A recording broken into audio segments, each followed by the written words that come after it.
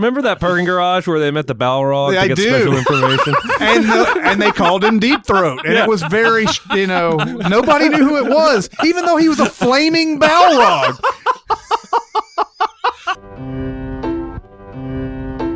Welcome to SinCast, presented by Cinemasins.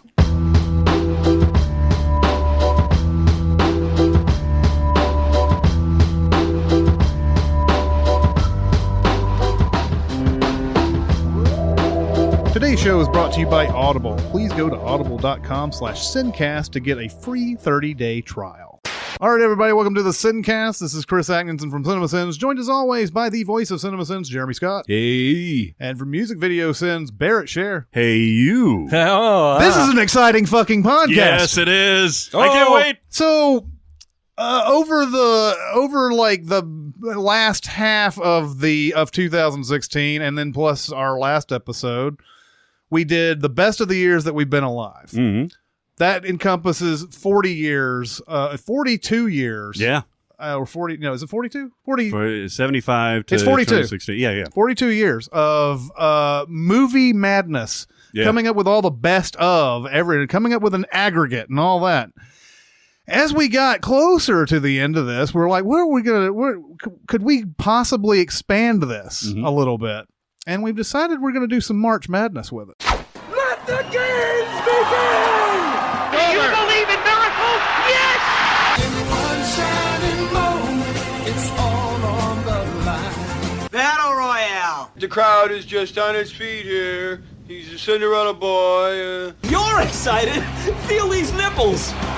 March Madness. Bracketology, baby. That's right. For a lot of you who might be in other countries and don't know about our NCAA tournament that's basketball out here, March Madness is when they get 68 teams from college basketball. They're pitted against each other. Yeah. In the game of death. Yeah. That is basketball. Sudden death tournament. That's right. You lose, you're done. You win, you move on. That's Eventually, right. there's one winner. That's correct. And we are about to try and fucking do that. That's Yeah. right. With movies. We're going to do that with movies, and it's all opinions. It's not on the field. Yeah, seriously. Like that guy in the comments right now typing, I can't believe you picked this over this. Like every single one of these is going to be apples to oranges. Yeah. And we're going with our gut, and it's going to get ugly. I'm telling you right now, just as sheer surprise, I have not looked at every single ranking on this. Our buddy Barrett, who is right here in the room, came up for the seating of this. Now, I trust him. I believe that he will come up with a seating that makes sense. But I've looked at a couple of these, and holy shit, those are going to be hard. Yeah. And it's sort of like, I for about 10 minutes, I tried to put myself in Barrett's shoes. How would I go about trying to seed these? Because in real life, the March Madness tournament seeding committee, whatever, takes into account all these different factors, right? It's points scored, it's common opponents, it's how good your opponents were when you play them at the time, and there's all these different factors and scores that end up with the rankings, and then from those rankings, they try and go, okay, these four should be number 1 seeds, these 4 should be number 2 seeds. It's got to be hard as hell to do in that tournament. Oh, yeah. Maybe even harder here, because I remember back to a year where we gave When Harry Met Sally a victory. And I know When Harry Met Sally is going to go up against another movie we gave a victory to, and it's going to lose in just tragic Bambi stomping fashion, like Godzilla versus Bambi. But who knows? It may have gotten a good draw. You Maybe never it did. know. Maybe it might did. be up against something stupid. We don't know. That's what's so great about the NCAA tournament, college basketball tournament, is that, yes, you have like a smaller school with not a very well-known program that goes up like a powerhouse, but they've never met each other. They don't know. They may have completely different styles, and that's why you get these big upsets like Middle Tennessee State University over Michigan State My last fucking year. alma mater. Yeah, exactly. or mater. Alma mater. Destroyed your Michigan State Spartans, assholes. That's right. And that's what's so exciting about it, that you could have a 15 seed or a 16 seed for that matter in this tournament that could go a long way because of the matchups. Well, and there were years we went through as we were doing this that were a lot stronger, where it was a lot harder to choose one, and then years where it was lean and it was a little easier to choose. Well, what if, we've got one of these second or third place teams from a year that was really strong? Do we have any room on the bracket for like a play-in team like that? Mm-hmm. Do we? Yes, we do. All right. So you filled the bracket out to how many positions? 68. So just like the NCAA tournament. Correct. So we've got 42 winners, and then we've got 26 that were highly regarded but did not win their year. Correct. And even one of those could squeak by one that won their year. Absolutely. You're talking about some movies here that didn't win in certain years that probably technically might have been better than what we came up with. Yeah. That will maybe possibly go through the tournament and just beat all these other movies. Yeah. And then the movie that it lost to might lose to something else.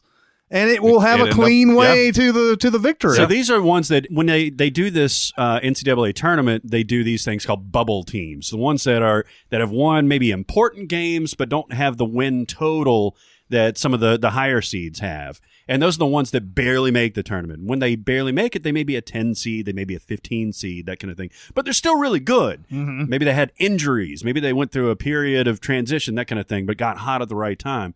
This could be that kind of thing. Yeah, absolutely. Okay, so the point of this episode today, as far as we know, we don't know where this is all going to go, but basically we're going to reveal the bracket. Now, if you follow March Madness in America or Canada or any other non-English speaking country that gives a shit, they actually put this on TV. The bracket, unveiling. Yeah, they make it a program. Yeah. It's a fucking scam. Well, it is. Thanks for telling all of our listeners that, because we're about to do the same thing. But I agree with you. It is a fucking scam. Exactly. Yeah, see? Well, part of the reason of that is so they reveal all this stuff, and, there's a big committee. I don't know how many people are on this committee for the college basketball thing, but they have faulty logic some ways, and they have questionable judgment on which teams should be in and that kind of thing. Essentially, this is a one-man committee, so I expect to be peppered both by my co-hosts and by the people in the comments.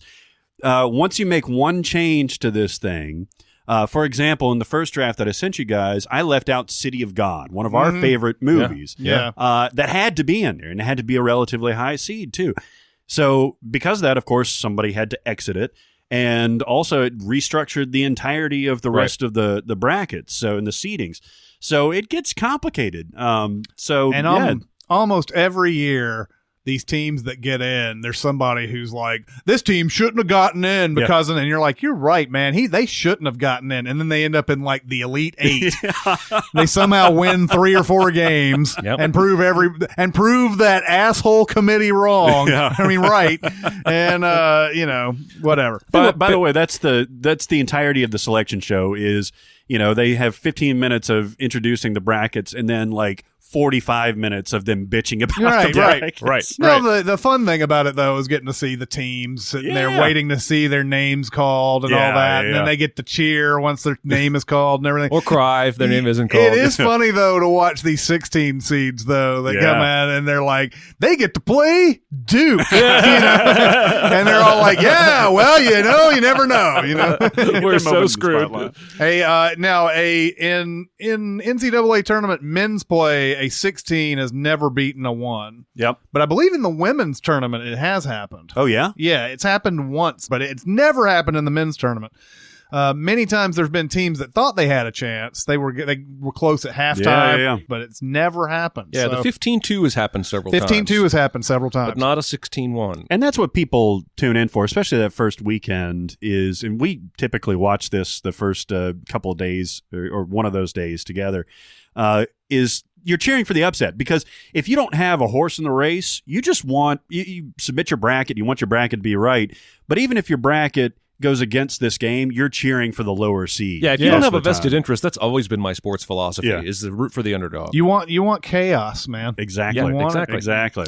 Let's get into this, and I think, so what we're going to do is we're going to reveal our number 1 seeds first, right? That's correct. First note is we will publish this online. I'll get a screenshot of it, post it on Twitter. We will send some sort of link to it in the show notes and that kind of thing, too. Feel free to play along, print it out, make your picks. And we mentioned this website called Flickchart a long time ago. Yeah. Basically, this is Flickchart. You end up getting to your favorite movie by process of elimination in a head-to-head matchup, and that's basically what this is, just in a different format. The only difference is Flickchart will give you the same movie multiple times, whereas once you're out here, you're done, movie. Yeah, exactly. Fucking out of here. That's right. Make room for Duke. Yeah, exactly. All right, so you want to get into it? Well, I don't want to not. Okay, so our number one seeds are... Yes. Starting with, let's see, I don't know if did you rank this as far as, like, did you have an overall number one seed? I do have an overall number one seed. Okay, what's your overall number one seed? Overall number one seed is Jaws. Okay. For multiple reasons. So the one seeds are ones that we were all in consensus with. Okay. And with Jaws, there was a little bit of thought to One Flew Over the Cuckoo's Nest. I actually like that a lot, but Jaws is Jaws. It's also the first one that we picked in this whole series, too, so it's got kind of special significance.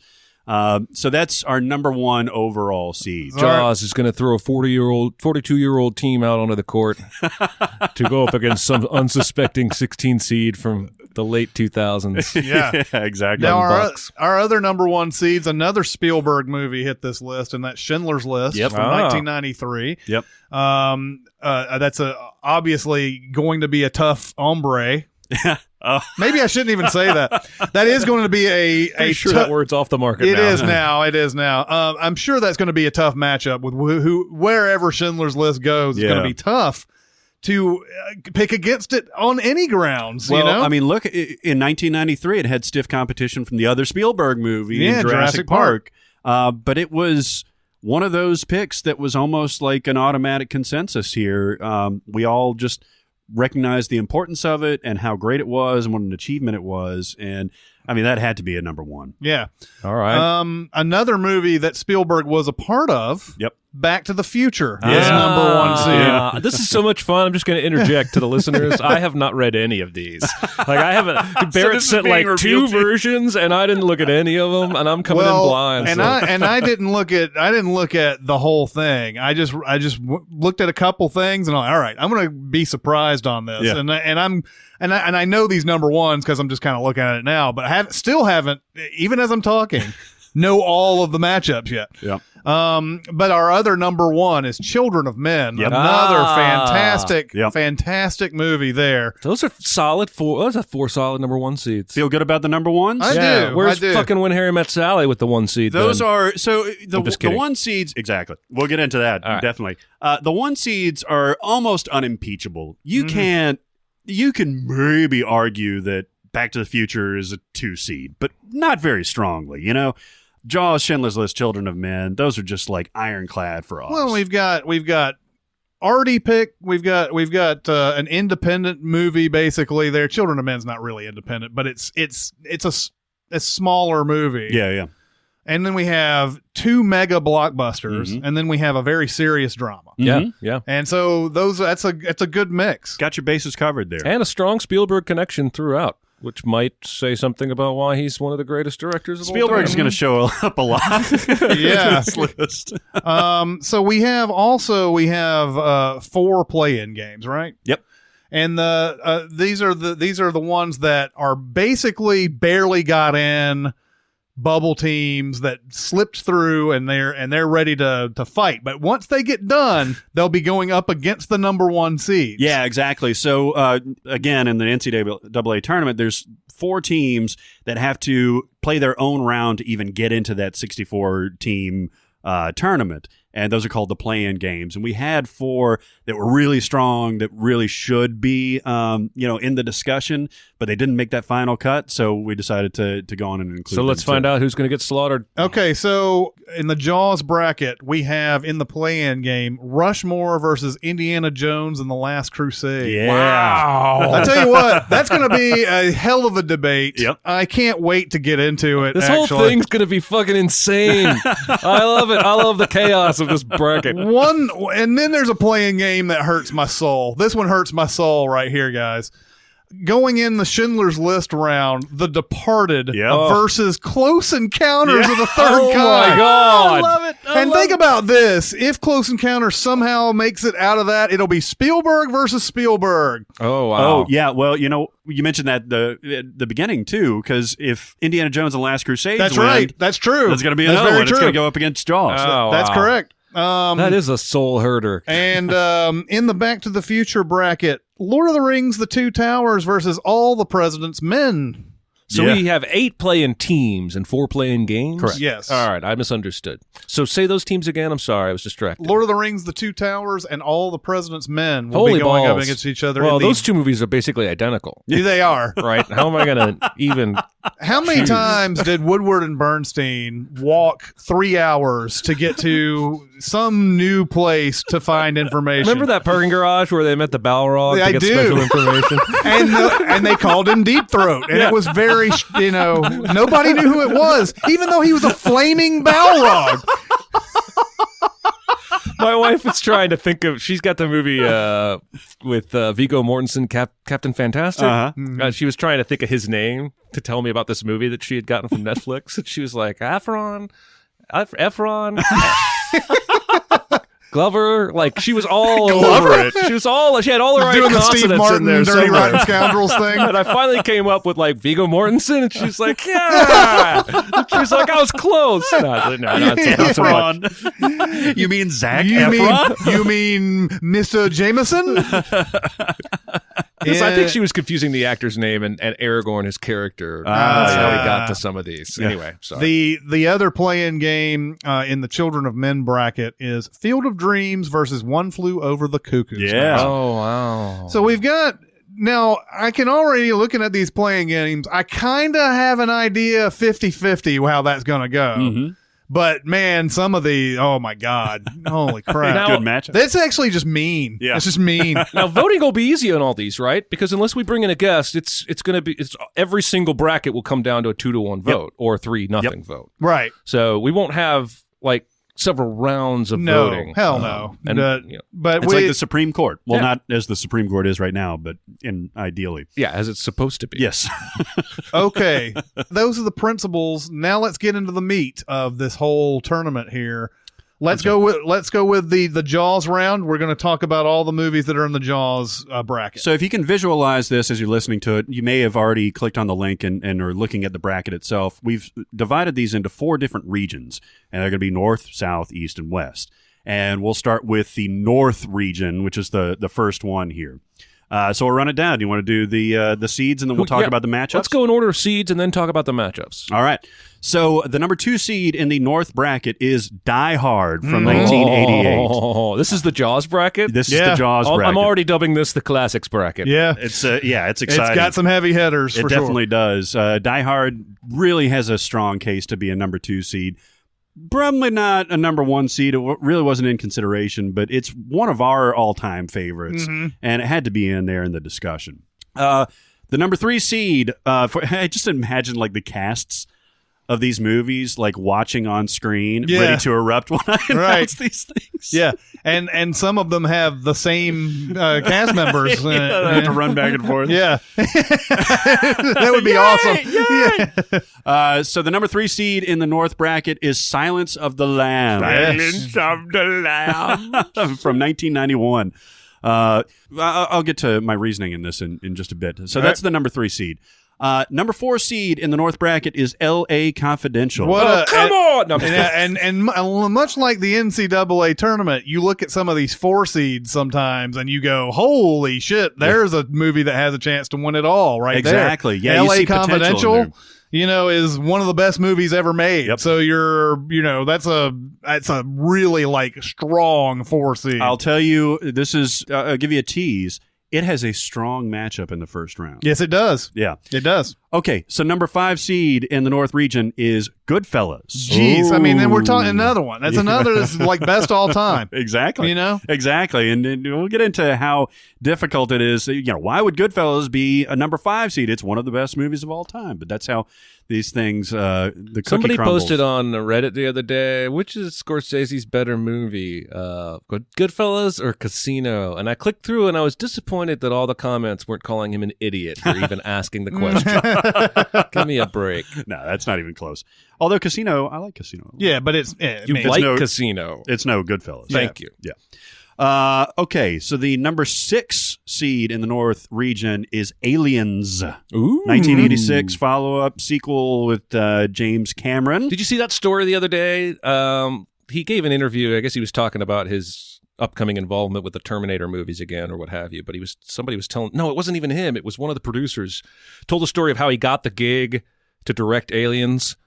And like he came in and everybody else had been prepared with PowerPoints or, storyboards and ideas. And he literally walked in on the board and they had Alien written on the board.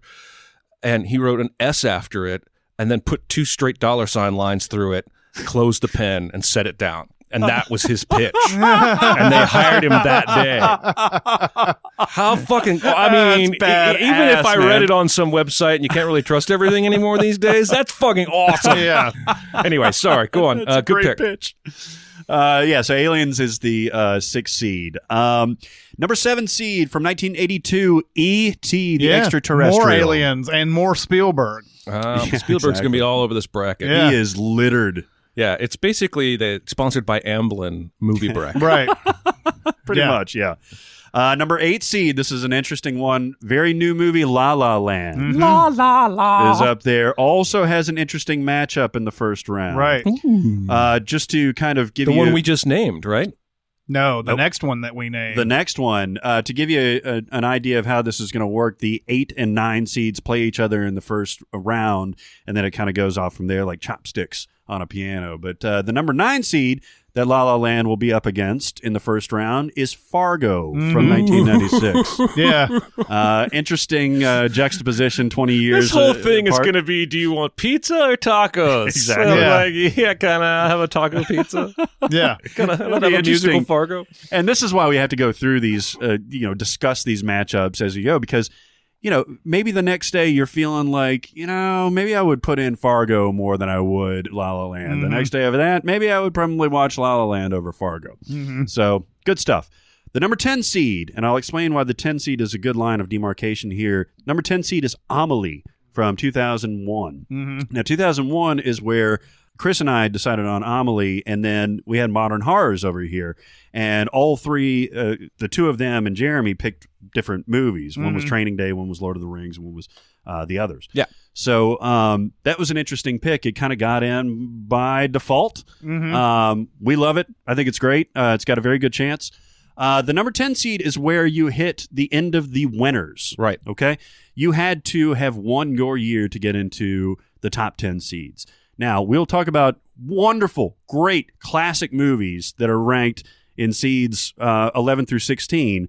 They didn't win their year. They are not eligible to get higher than one that did. Mm-hmm. Okay? That's why you have When Harry Met Sally, when you see that. I like that philosophy. It'll be over that. I do. The number 11 seed in this region is Gone Baby Gone from 2007, a movie that we've talked Dark about horse right there. many times. Now, you'll notice a theme. 2007 and 1989, I believe, both have the highest bubble team numbers because those were incredibly strong years. Yeah. 1994 has a couple too.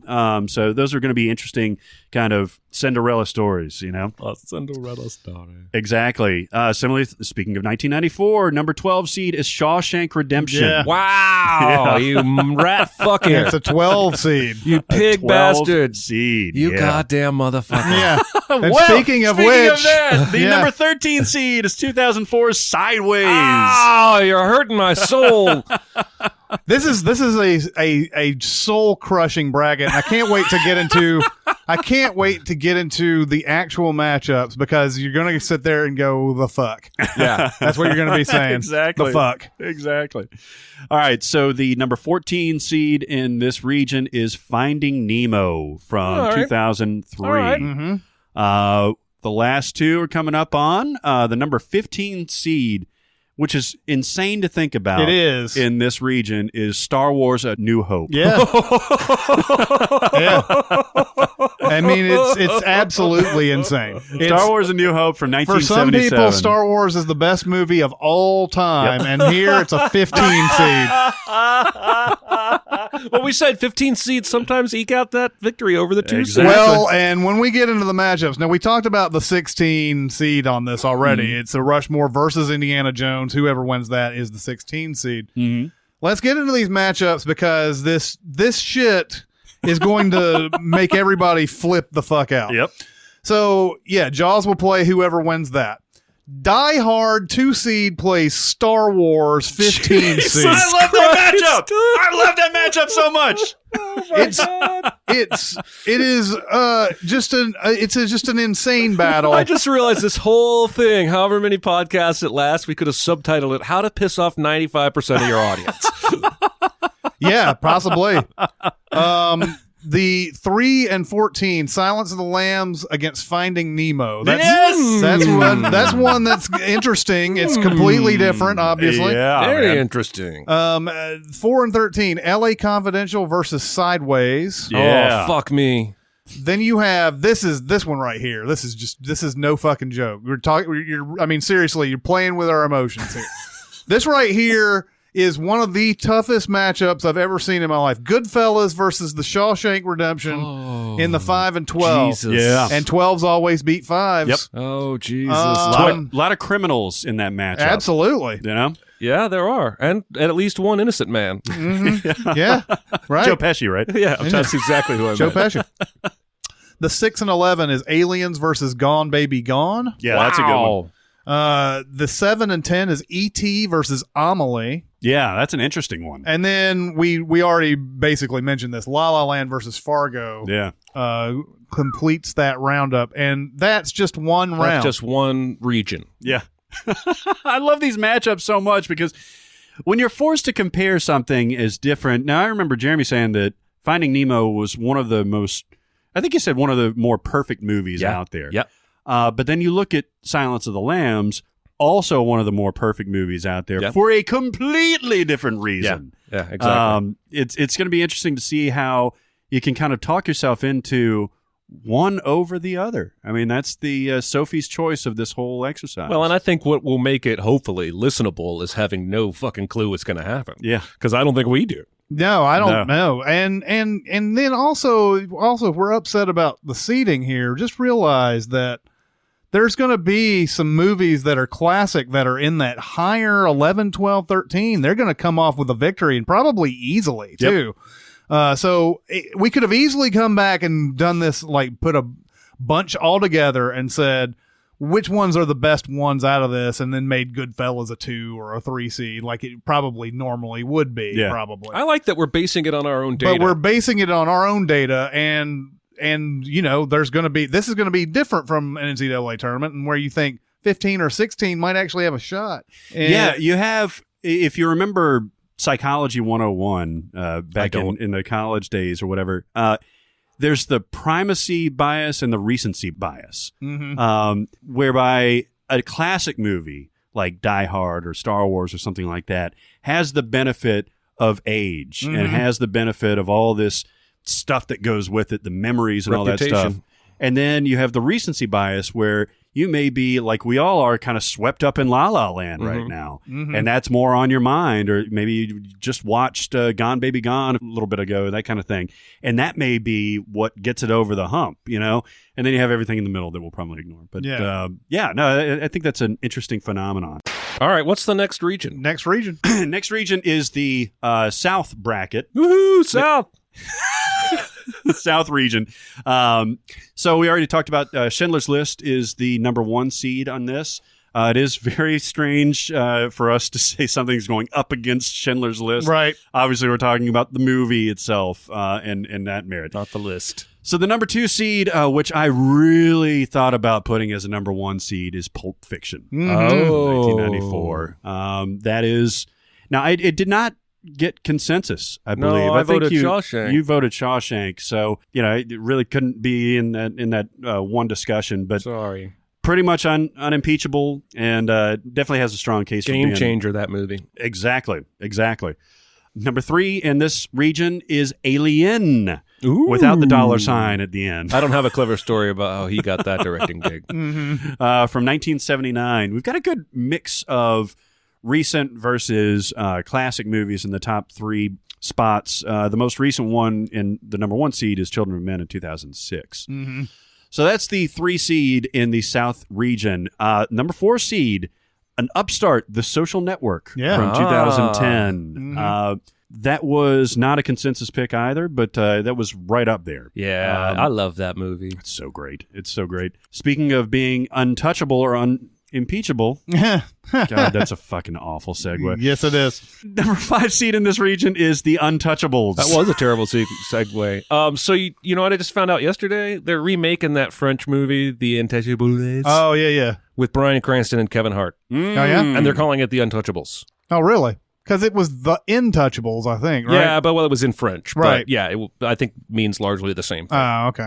And I'm just boo about all that. Yeah. That's pooey. Yeah. All right. Well, Untouchables. they're also remaking that, what is that, Tony Erdmann.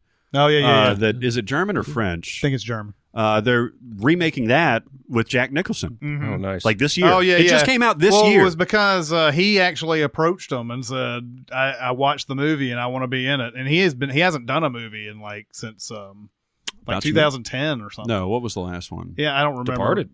No, it wasn't that long 2006. ago, but it was definitely like 2010 or something like that he last made a movie, which is hard to believe. You never really heard that he was retired or anything. The How Do You Know was in 2010 was the last Jack Nicholson movie. What was that? That was that. I believe it was Nora Ephron. Was that? That was that Whitney Houston song. How do you know? He was in that video. Loves you. No, it was, James L. Brooks actually did it. Huh. Oh wow, I like me some James L. Brooks. Yeah, it's probably not a very good movie though. Yeah. 5.4 on IMDb. Oof. James L. Brooks and Jack Nicholson though. That's a long time team man. up there. Yeah. Anyway, that's his last movie. All right, let's get back. So going from one of Jeremy's favorite movies to another one of Jeremy's favorite movies, the 6th seed in this region is Out of Sight. Out of Sight. 1998. Out of mind. Yeah, that's going to be, there's some very, very interesting matchups in this region, and that's in one of them, actually. Yeah. Number 7 seed from 1977 is the winner for that year, Annie Hall. Annie Hall. Which I just watched recently, and it's so glorious. It's such a great movie. So that's number 7 seed in that region. Number 8 seed, maybe relatively low, but I think it's pretty much couched in where it should be, is Raiders of the Lost Ark. Yeah, more Spielberg. More Spielberg. This is one of 2 Indiana Jones movies, not Temple of Doom. Yep. We talked about The Last Or Crusade. Crystal Skull. Snub. Hey, I want to hear about the snubs, by the way. I think it'd be hilarious. Yeah. Actually, I don't want to hear about the snubs because I'm sure there's a zillion of them. Yeah, there are. Too late. You already said that. We're still on the winners of their year. The number 9 seed that will be playing Raiders of the Lost Ark is Gravity 2013, which was... Gravity, I think, went a couple of rounds. I don't think we got Gravity on the first round there. The number 10 seed is the much beleaguered When Harry Met Sally. Yep. Which it shouldn't be. It was just the way we arrived to When Harry Met Sally. We went 4 rounds, I believe, on that one. And by the end of it, we had said like all these great fucking movies, and then When Harry Met Sally gets the consensus. It was so disappointing. And I love that movie. Yeah, I know. I love When Harry Met Sally. So it was just one of those. It was almost a surprise. We were like, oh, I guess that won. I guess that won. Oh, all right. And I had the deciding vote, too. I could have just said some other movie and kept it going, but... Well, arguably a much better movie is the number 11 seed in this year. It came in second to Schindler's List, Jurassic Park in 1993. Which, now we have got almost every great Spielberg movie in this. We've already touched on a zillion As of we them. probably should. Yeah. This is a 12 seed that you should look at for an upset. This is 2006's The Prestige. Oh, snap. Yeah. Number 13 seed in this region maybe was a controversial pick in a loaded year for the Academy. It's American Beauty in 1999. American Beauty is going to be an interesting one. We'll get to it in the matchup, but it's not a movie that you want to see matched up to other movies. No. Because it's a movie that's encapsulated in itself, But when you compare it to other good ones, like it's easy to poke holes in it. Yeah. But I like it. poking holes. Yeah. Totally. Speaking of poking holes via an axe to the back. That's right. Man, I'm the king of these segues. Door. The Patriot? That'd be awesome if it made the list. This is the 14th seed in this region is 1980's The Shining. One of my... And we have a lot of Stephen King representing in this, Oh, yeah, too. I guess we do. Yeah. Because the next one is Stand By Me. Stand By Me is the number 15 seed. Now, this is a great That's movie. a dark horse. And it's a 15 seed. So Yeah. you can see how this is starting to shake out. And Chris mentioned the play-in game for this region is The Departed versus Close Encounters of the Third Kind. Okay, so the matchups in this, Schindler's List will play whoever wins The Departed versus Close Encounters. We also already mentioned Raiders of the Lost Ark versus Gravity in this. Now, we have Pulp Fiction versus Stand By Me as a Jesus. 215. The 3 and 14 seed, we have classic horror sci-fi Alien versus classic horror The Shining. Yeah. Oh, it's my 2 favorite horror movies ever. You dick. As you go through this bracket in particular, I have a sense that Barrett did this shit on purpose. Oh, That's an interesting... I'm going to take this point to interject. There were very few times. The only time that I would have to change seating is if it were like... There were rare times where it was just like the same year or something. There was two very, very close. But the seedings worked out by and large 98% of the time how they worked out. And that Shining Alien one was one of the more unfortunate ones because that's also 2 of my favorite horror There's movies. one that I'm about to get up to is literally unbelievable that it came out random like this. The 4 and 13 is Social Network versus American Beauty. You're absolutely right about American Beauty going up against anything. Yeah. Especially Social I Network. know, that's It's running gonna be into a monster. It's going to be a tough one there. The 5 and 12, this is a tough one. The Untouchables versus The Prestige. Oh, you fucking dick. With The Prestige being the lower seed. I love it. Oh, you fucking dick. Then we have the 6 and 11, which is Out of Sight versus Jurassic Park. Mm-hmm. The 7 and 10. Now here's one. This is one with like the serendipity type of thing here. Annie Hall versus When Harry Met Sally. Oh, my God. Isn't that crazy? That's pretty nuts. It is extremely crazy. And then the 8-9, we've already talked about that, is Raiders of the Lost Ark and Gravity. So, yes, that is another tough one. I don't think it's as tough as that first one we went through, but it's still got some really intriguing matchups. Yeah. And, What I like how, because there's so much apples to oranges in the North region, that this one is there's some apples to apples. It's the Alien versus Shining, And oranges to oranges. And oranges to oranges. We don't want to leave out the We don't have oranges. to discriminate. Yeah, exactly. Or as in Election, where he's like, I also like bananas. So that is the South region. All righty. So Okay, we'll move on on to the next East. All right, so the East region. We already talked about Children of Men is the number 1 seed here. Number 2 seed here is City of God. Jeez. So we got some ofs in there. That is just such a fucking terrific What's the number movie. 1? Children of Men. Are all the movies in this bracket something of something? Well, there is... no, there's only 2. But there is a possibility- No, there's a possibility of 3. There is a possibility that after the play-in game that Field of Dreams could play Children of Men. Before I saw either of them, I used to get Children of Men and City of God confused all the time. Yeah. Anyway, sorry, go on. All right, number 3 seed in this region is Almost Famous from 2000. Yeah. That we all love. That's my happy place. It's a good happy place. Number 4 seed here. Talk about happy place. Yeah. Few Good Men. Yeah. 1992. Oh, shit. Just watched it again recently.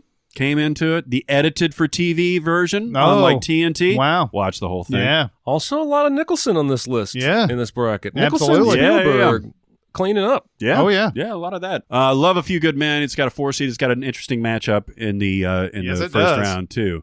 Number 5 seed in this region is The Right Stuff. Oh. 1983. I was going to say the Paula Abdul song. That was New Kids on the Block. Oh, well, I'm glad I confused that with Paula Abdul. That shows how little I know about that music. I don't know what you're confusing it with, but for some reason, Straight Up got into my head. There you go. Straight That's up what now, tell me Do you really gonna love. Yeah, Because she would do that out. yeah, the O. there we go. It was the O. You know, it's weird. I tweeted in an airport sometime that I was listening to Paula Abdul. It was the Opposites Attract song. Oh, yeah, yeah. And I tweeted that Paula Abdul was the reason that autotune was invented. And maybe 20 minutes later, she followed me on Twitter. Holy balls! Oh no! Yeah, that's just puzzling. I meant it in jest. I actually I had. What was the first one? Hush, Hush? No, Rush was on the second Rush. one. I don't know shit about Paul Abdul, obviously. No, here go my name now. Anyway, I had both of those first two albums, and they were awesome. Yeah. Anyway, we're getting off topic here. Not So that at was all. the 5C was the right stuff. Yep. From 1983, also a loaded year that has a couple of entries in here. Number 6 seed, great movie, There Will Be Blood in 2007. There Will Be Blood. Now, this won a year that was stacked. Yeah. We've already mentioned Gone Baby Gone is in here. There's No another Country. one in here.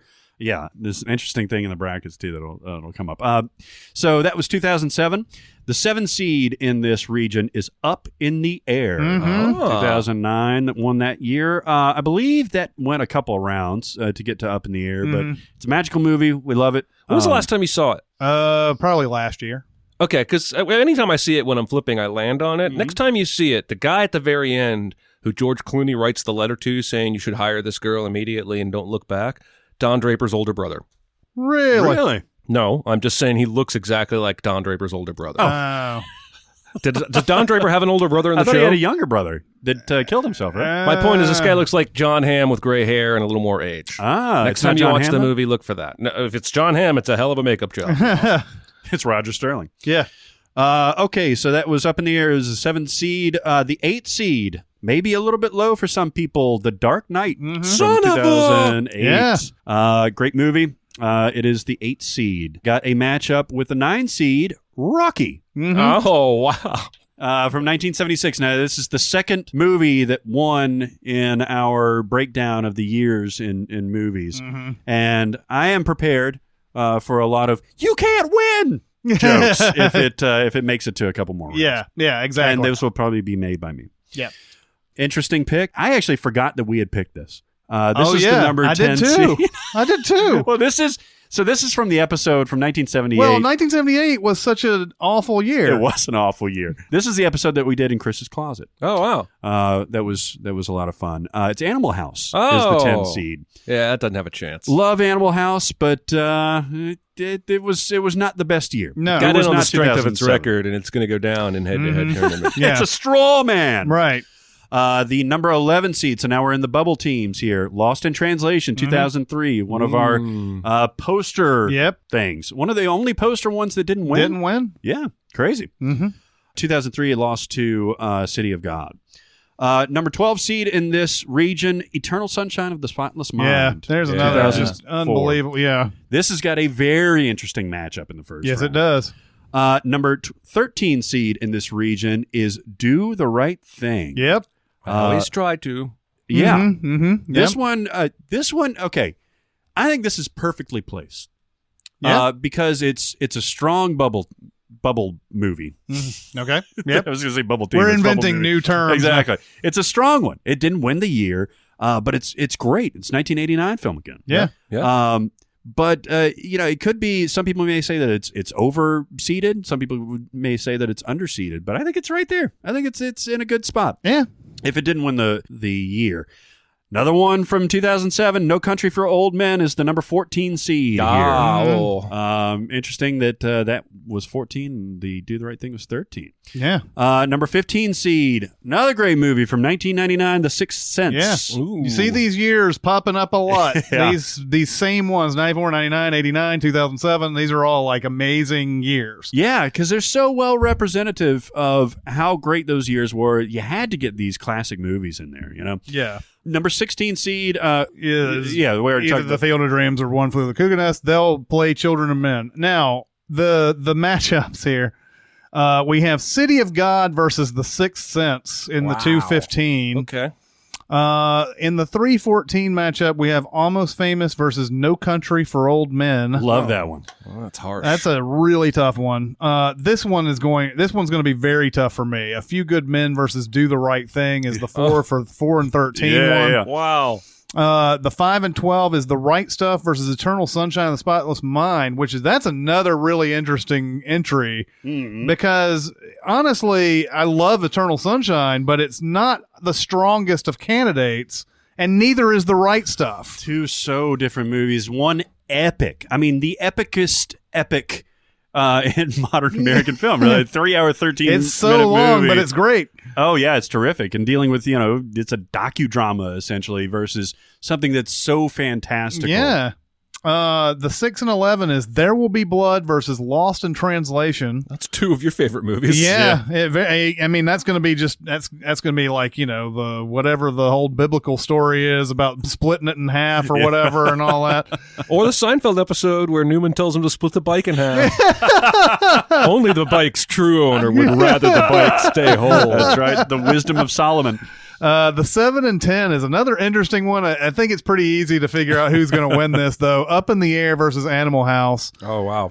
And then the 8-9 is Dark Knight versus Rocky. Yeah. Stallone versus Bam. I think that's an interesting matchup because one has, I'll tell you what's cool about this matchup. One has baggage that came after it, and one had baggage that came almost all before it, and they're both great. In fact, I would say that the significance of Rocky has been diminished. Like how great that initial film was has been diminished over, all those sequels. Well, yeah, and especially if you are our age and you probably watched like a Rocky 4 or something before you got to the first Rocky. You watched all these silly Rockies and you enjoyed them even. Yeah. And then you get to this first Rocky and you're like, whoa. Yeah. This is like an actual film. Yeah. I don't want to watch this shit. Yeah. I mean, he's taking his time. This is a nice 1970s movie here. Well, I mean, yeah, that was the same thing with First Blood and how Rambo turned into Rambo, Yeah. But First Blood is such a good, like, action thriller, and completely different than what came after. And then with The Dark Knight, yeah, Batman Begins was terrific. But you still had the baggage of Batman and Robin and Batman Forever and all that bullshit that came before it and everything. So, interesting matchup. Yeah. I like it. All right, and now our final bracket. The West Bracket. These guys are going to be traveling out. Bracket. Back to the Future, which was a consensus pick, very easily done. Here, we were also in closets. I was in a closet. You were in a closet. I was in a closet. Jeremy was in his regular room. But we weren't. Were you here? I was here. Yeah. Oh, that's right. I think you were in this other room. I was in the other room, and I think that you had the novelization or like Back to the Future video VHS or something like that in that closet. And I was staring at Yeah. That's very possible. when I was making that. You were brainwashed. I think I was. Yeah. But 1985. I don't remember all the contenders, but that was a very easy pick. Yeah. It wasn't like a banner year. Well, I remember saying, before we pick Back to the Future, let's talk about some other movies. It's also funny. I think we talked about this recently, but like how short these segments used to be of like, 1978, it would take like 10 to 15 minutes. Well, you had two things going on there. One, we haven't seen everything from those years, but also the number of movies increased over the years, like dramatically. Yeah. And I think we've all seen the best of the best in those earlier years. There might be a couple of like, glaring omissions here and there, but like for the most part, if you're our age, you've seen everything that was worth seeing. But all right, let's go through our next bracket. All right, our last region here, the number 2 seed, one of our favorite movies, The Matrix, that won 1999. I like that seed. If you win a banner year like that, you should get a high seed. Yeah. Similarly to 2007, There Will Be Blood won it. So yeah, it's a great movie, should be a 2 seed. The number 3 seed in this region is The Usual Suspects from 1995. Great movie, high seed. That's going to be a fun one. Number 4 seed, one of only 2 Star Wars films in this bracket, is Empire Strikes Back. Wow. Which... All right, yeah, come at me, bro. I mean, if you think that Return of the Jedi should be on here over like Out of Sight or One Flew Over the Cuckoo's Nest, yeah. I don't think so. I don't think any of us think so. No. So certainly not Rogue One. Anyway, The number 5 seed in this bracket, The Incredibles. Very interesting You're putting matchup. a lot of my favorite movies in this bracket. Right. That's right. Well, so that won 2004, also a pretty good year. Yeah.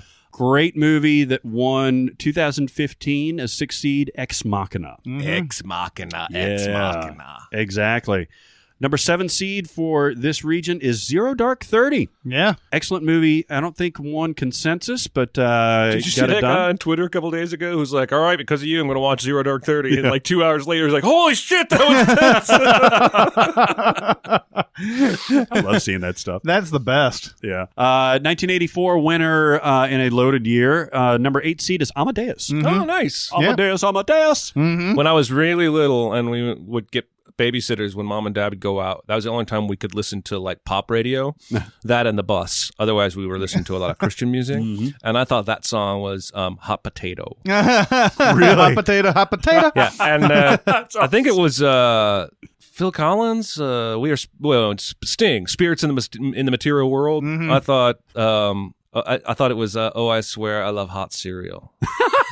But I was like 7, and I was only hearing these songs, but every time the Hot Potato song came on, I got really giddy. And then one time, the babysitter let him play Thriller, and I had nightmares. Oh, yeah? I had nightmares. Because of Vincent Price's thing? I think so. That's just how unexposed I was to anything creepy or frightening or scary, that audio of that. So I remember the first time they ever played it on the radio. Yeah. I had nightmares. Anyway, that was a derailment. I apologize. Not really. I like derailing things. Go on. That is a creepy little track underneath. Number 9 seed for this region is Whiplash. Whiplash. Yeah. Whip. Cool whip. All of my comments this week are like, I read this story the other day about this movie, but I literally read this yesterday that the director, Damien Chazelle, was saying at least one of the studios that turned down Whiplash thought that the movie should have less drumming. And the phrase was actually, cool it with the drumming. Jesus. And Chazelle, even though he's only made 2 movies, they're both in this bracket. Exactly. That And is both- also a pretty strong statement. And both high seeds, too. Yeah. Both of his movies won their respective years, which is pretty impressive. Of all the achievements that he's going to have by the time this airs, this is probably going to be his favorite. Yeah, I think because he's probably going to win an Oscar by the time this airs. he's going to man, that high seed in that bracket for the SinCast. You know what he's most doing? proud of that. He's out by his pool right now. He's kicking back. He's got a Mai Tai. And he's stroking his Oscar, and he's listening to this podcast. That's right. I'm willing to believe that. He's like, I ordered a pina colada, and I got a Mai Tai, and I asked for no salt. No salt. Other than the stupid voice, that's sort of how my wife behaves when she orders like any kind of alcoholic drink. It's never exactly what she was expecting. It's always something wrong with it. She doesn't send it back, but that's, I didn't want salt on this. No salt.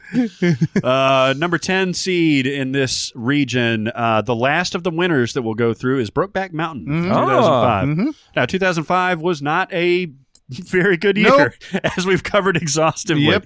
So, Brokeback Mountain is a great film, but it did not face a lot of stiff competition. Nope. Yep. I know. Teeing it up.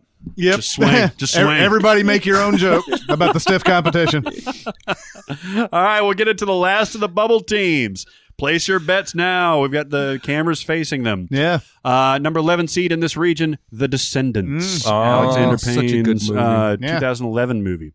Number 12 seed. Now, this is an interesting matchup. Monty Python and the Holy Grail. Yep. From 1975. There's 3 1975 movies in this bracket. One Flew Over the Cuckoo's Nest, Jaws, and Monty Python and the Holy Grail.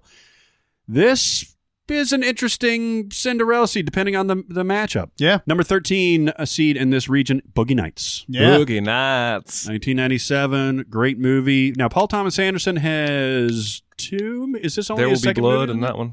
Yeah, Magnolia Which doesn't is show interesting up because I would probably put almost all Yeah, I know. here if it were just up to me. Yeah. I mean, there's probably a couple you could argue maybe should be in here. Now, a lot of people don't like Magnolia, so that's understandable.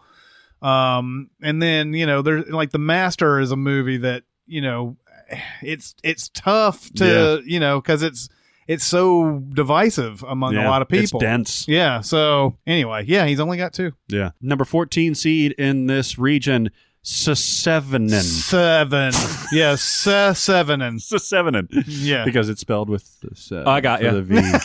oh, no, I got it the first time. I do have a story about this one, too. Oh, yeah? Where David Fincher was talking about how they sent him the wrong script. And it was a previous script that had been rewritten because they didn't like the ending. And it was what we got. And Fincher said, "Oh no, get rid of the new one. This is what we're shooting." No shit. Yeah, because the rewrite didn't have the ending scene with John Doe has the upper hand or the head in the box or any of that. Interesting. Wow. Here's another thing that one of our SoundCloud listeners brought up. They said when we were talking about movies from the villain's perspective, said 7 would be a great one. Oh yeah, and that's a great pick. Yeah, it is. Except I don't want to see the scenes of him like shaving his fingerprints off. Yeah, because that's gross. But it would also there's a lot of weird scenes that you don't want to see how he sets it up. If you see 7 from the villain's perspective, you're also going to see how impossible the fucking ending is. That's true. It's one of the most ludicrous things that he could possibly. If you figure what he did all in one day, there's no way he could have done it. But he had whatever they had in Prisoner of Azkaban. He had the time turner. Yeah, he had the time turner. Oh yeah, I forgot about that. There you go. Yeah, one-use time turner. Yeah, well, that was, and when they were looking for they found the flag book that they found John Doe with or whatever. They also stumbled into Harry Potter and time turner ability, and that guy that gave them the information also handed them a time turner under the table and a luck potion. And a luck potion. I always thought it was interesting that it's almost like a metaphor for puberty. Where to be able to do a Patronus, like you got to be of age and you've got to have this thing in your head and that kind of thing. Yeah. Yeah, all right. Yeah. No, I totally know what my you mean. Patronus was tied to my beauty. I don't know. Yeah. I thought that was common knowledge. My Patronus. Dad, I did a Patronus today. I was up in my room. Yeah, just keep that to yourself, son. Yeah, that's not something we talk about. That's right. I use the You especially don't talk about it when we have company over. I use the baseball glove for cleaning. Yeah.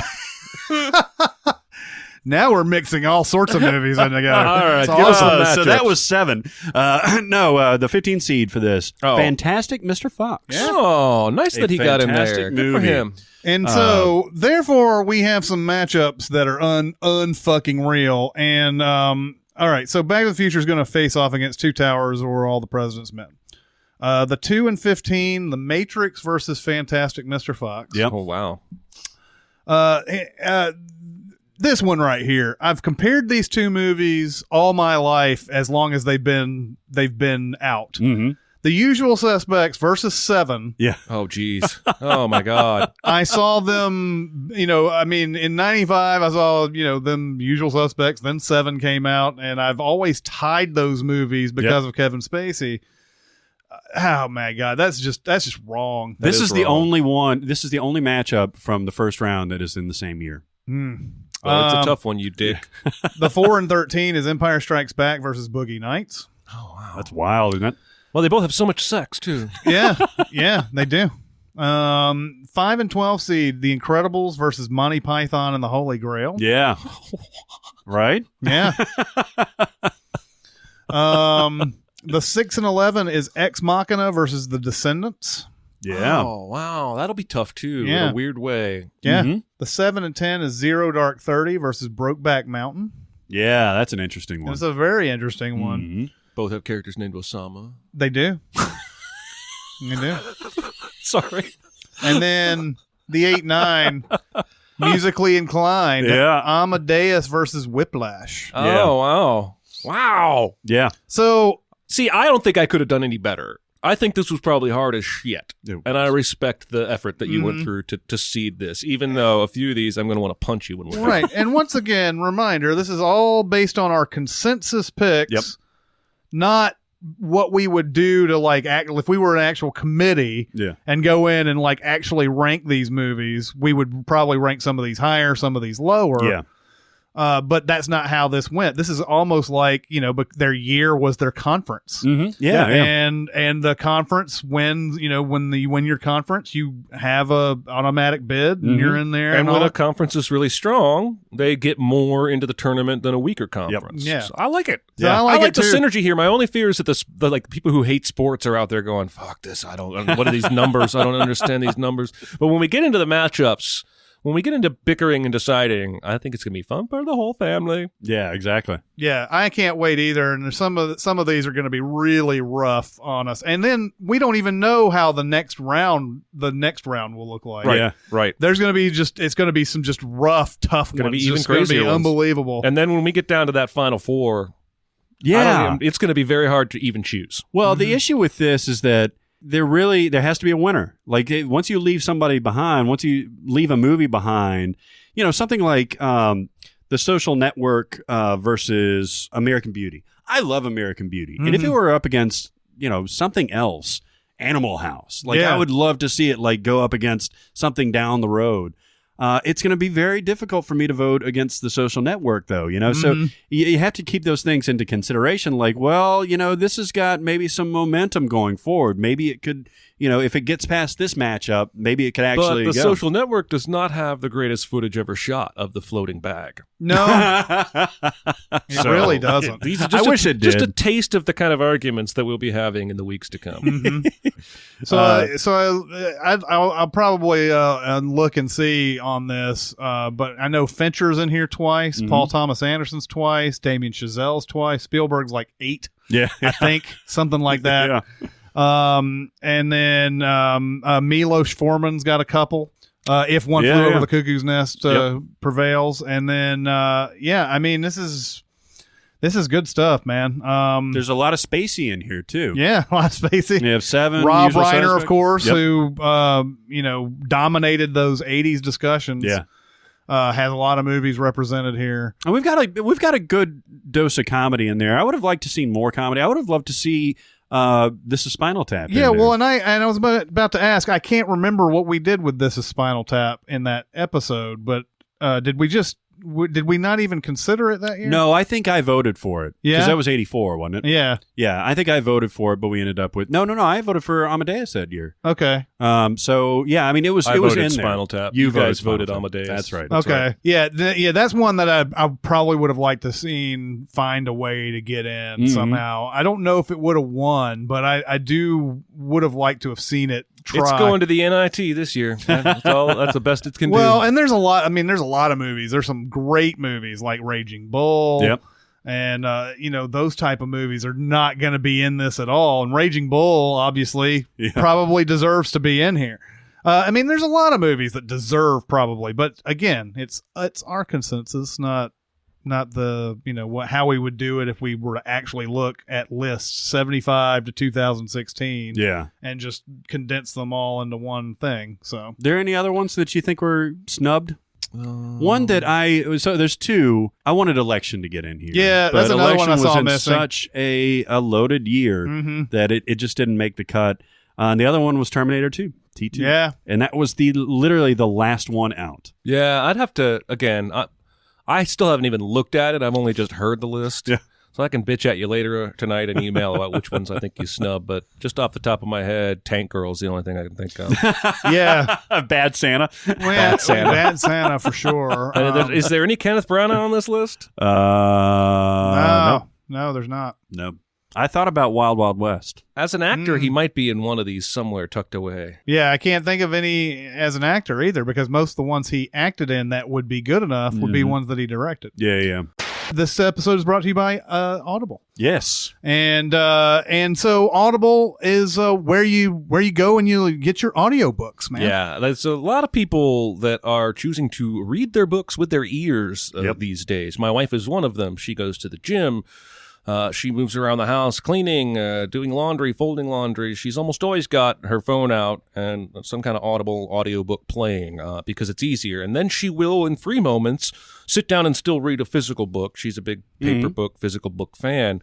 And I never thought 5 years ago, if you'd have asked me, that she would be able to blend those two, because she was one of those bemoaning the death of bookstores and the mom and pop shops. And I think that's partly why she likes that stupid movie with Meg Ryan and Tom Hanks. Got mail. Yeah, where they closed the little bookshop because the big behemoth came in with its coffee and beanbag chairs. Yep. But anyway, the convenience of audiobooks has kind of hit the mainstream these days. Oh yeah, and Audible is by far the leading service of doing this. They've got all of the titles. They've got anything you want, really. They've got a great app on their phone. So I signed up for the service. Within seconds. I had the app downloaded. I had selected one. In fact, I selected Drew McGarry is a writer for Deadspin. Wrote a book called The Hike that I'm just getting into.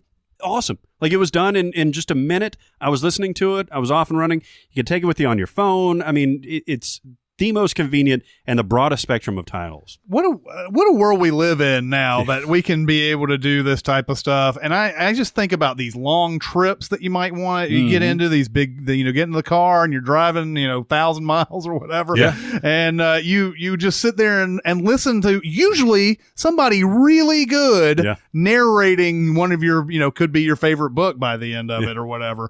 And we're just living an exciting time, guy. And so like, I always look at stuff like, The Hitchhiker's Guide to the Galaxy, which, on Audible has got Stephen Fry doing it. That's awesome. Fantastic. And then the rest of the books have Martin Freeman. You can't go wrong with listening to Martin Freeman speaking your ear holes and doing the Douglas Adams stuff. Yeah, a lot of the top books, the titles that you remember from school or just classic literature lists or what have you, are narrated in these Audible formats by like famous people or people with really smooth voices. Well, then you've got some idiot like me who writes his own book and then narrates it like he's some kind of special guy. You can get my book on Audible. It is my voice. I spent a few grueling weeks recording this audiobook, but it's there and you can get it. And, you can get your first 30 days for free, correct? Absolutely. When you go to audible.com/SinCast. Yeah. And that's pretty impressive. You can go through plenty of books in 30 days, right? Oh yeah, totally. And definitely go through that URL. Show us some love. Show Audible some love. Yeah, absolutely. So, so go to audible.com/SinCast and get your 30-day free trial. Free trial, baby. Yeah, absolutely. I mean, nothing is better than free. Well, and free trial. It's a free trial. Check it out. We're not lying. Great service. Hundreds of thousands of titles. Great app. It's got our thumbs up. That's it. Yeah, absolutely. Why don't you cue me and I'll A you? Oh. That was a disgusting response noise. I was okay with my joke until you went, oh. All right. Hey, man. Hey there. Audible.com/SinCast is hard to say. Audible.com. Audible in general is hard to say. Then you put the .com and the / in there. Not as hard as some of the fucking tongue twister sentences this asshole writes for music video sins. That's true. Sometimes it's not even like... It's not even big words. It's just he didn't realize there were 14 S's in this sentence. Anyway. Whereas I always realize it, and I try to figure out if I can put more in it. he's twisting his mustache. He's like, "Fuck you, Jeremy." Well, the other day I was writing something and it would hit it started off with like 3 L's in a row, and I was like, "Can I do this? Can I make there more L's in there?" Yes, I can. Alliterative. I will never forgive you for the anemone amenities. Oh, that was the best though. Yeah, because you knew what you were doing when you did it. Yeah. You even wrote sorry in advance in the parenthesis next to it, like you were really sorry. Yeah. No, I was just like, I can't wait till it gets read. That's basically what it comes down to. I can't wait till it gets read. All right, what is it? Mini amenity. Mini anemone amenities. Anemone amenities. Yeah. Oh my god, I can't even fucking say it now. Yeah. You got any cues? Yeah, I got them. Question. I got something to say. I want the truth. I am listening. All right, so starting off with some great questions this week. What is your favorite courtroom speech? Even though Matthew's speech from, this is their example, Matthew McConaughey's speech from A Time to Kill is really good. This listener would like to give a shout out to Anthony Hopkins in Amistad. Very good movie. Steven Spielberg directed. Great John Williams score, by the way. Very kind of under the radar thing. He delivers in this final monologue. It goes on and on. You never think it's going to end. What are some great courtroom speeches? Oh, man. A million of them. The one that I always go back to is Edward Norton in The People versus Larry Flint. Oh yeah. Nice. Edward Norton had, obviously, he had just burst onto the scene when this movie came out. Primal Fear came out earlier in the year, and then later in the year, he was in The People versus Larry Flint, another Milos Forman movie. Oh, yeah. But his final courtroom scene is basically to say, I don't like what Larry Flint does, but I do like being in a country where he's allowed to do that, and you can decide for yourself. And that's such a powerful speech, and it's a powerful American speech that it's, and just the way he does it too, it's very relaxed and very like, I've got this. I've been on top of this case. I know exactly who I'm talking to here. Look, don't judge this trial based on the smut that's being peddled. Mm-hmm. Judge this trial based on, you have the decision. You don't have to read this. Right. This is for other. This is for other people if they want to go about it. It's very relevant today. Yeah, I think so. It could be. That's a very enduring type of sentiment where you say, I don't like it, but I'll defend to the death the ability for somebody to say it. Yeah, and that's been coming up quite a bit recently. Absolutely. Who was that? Patrick Henry? Something like that. Somebody from the the way back in your. I think it was Al Pacino in Justice for All. Yeah, I'm sure you're right. Well, when questions like this always make me try and choose answers that aren't the obvious ones, and the obvious ones would be something from A Few Good Men, and I could give you 15 different pieces from that. But I think I most like the end of Liar Liar.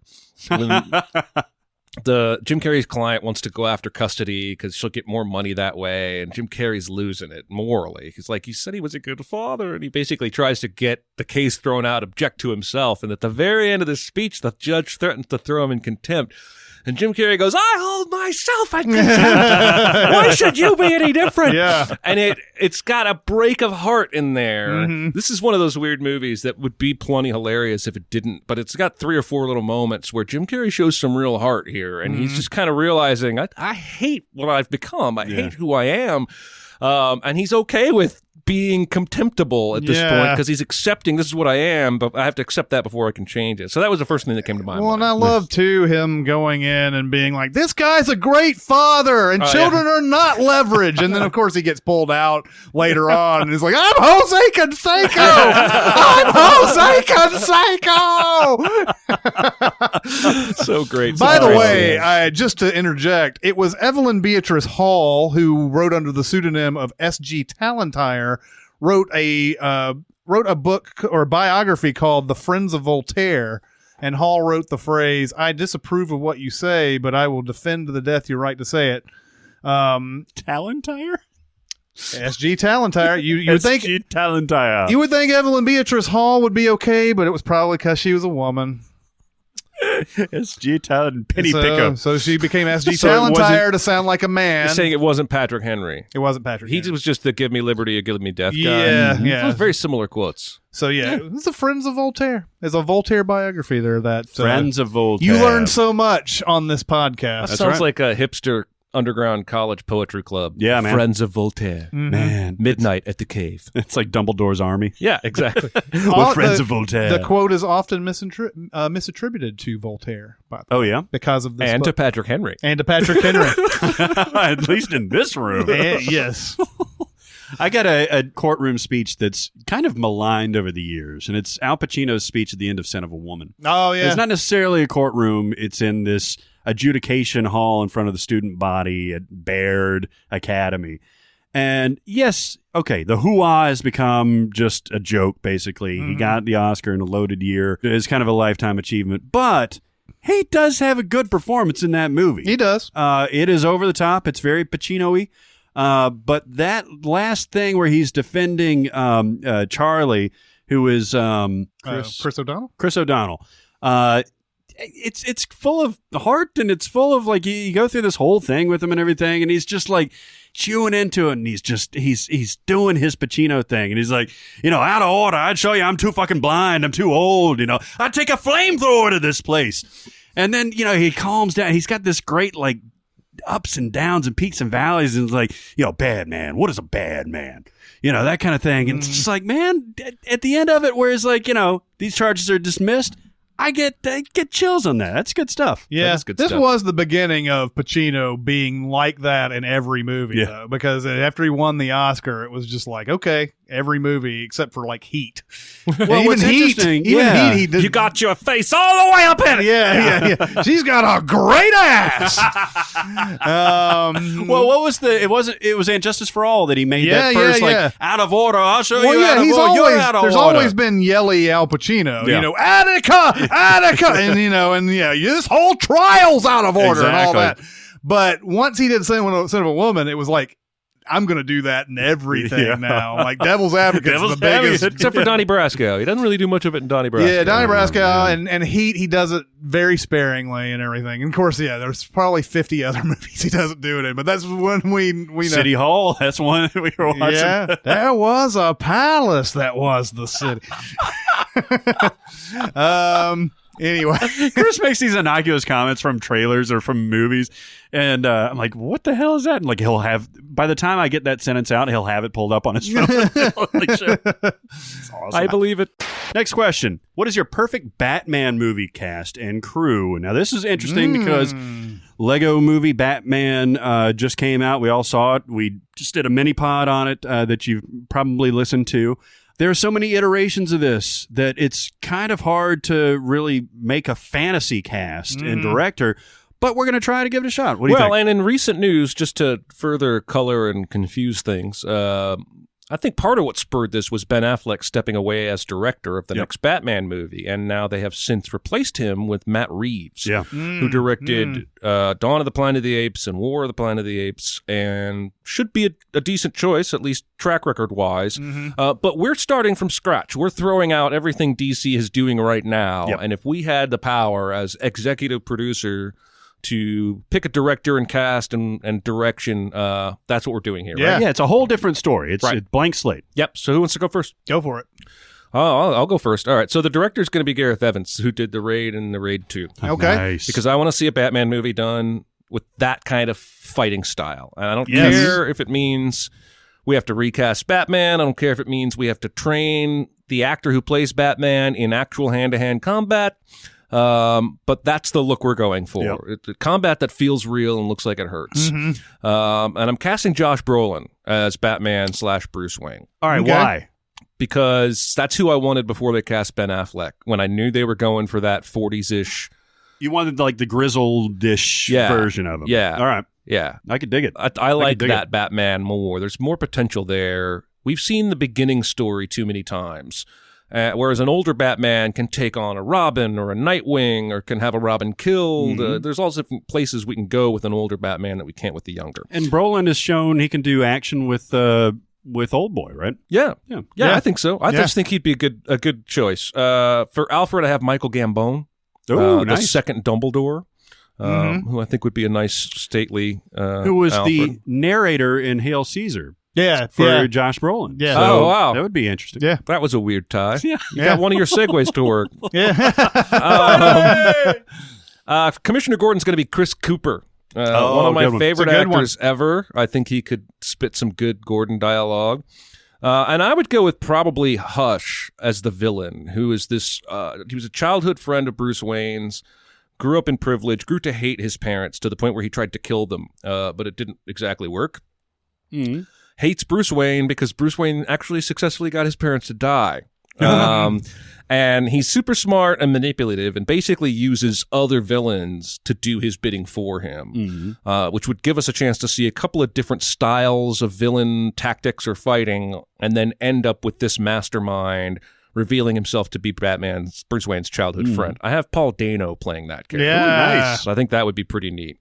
And then I got Batgirl as Kate Beckinsale. Batgirl is traditionally Gordon's daughter and goes on to either be Commissioner or Batgirl or both. Is there a romance between Batman and Batgirl? Not in this. Is there a weird animated sex scene where the animated Barbara Gordon pulls her shirt off? No, because I feel like it's already been done. Why do it in live action? Right. The cartoon was it's already perfect. been done and done well. Right. Yeah. Right. And then I throw in here Nicholas Hoult to play Nightwing, a former Robin. Nice. I like that. Who has gone on to become his own thing. Is that the story arc of Nightwing? It's a Robin it's that the becomes first Robin. It's Dick Grayson. Who I think it's Dick Grayson who goes on to be Nightwing, and then the second one is Jason Todd, and he gets killed. But then they find out that he's actually who's been running around pretending to be the Joker, which is sort of what Batman v Superman was sort of hinting at. And then Tim Drake, I believe, is the third Robin in the comics.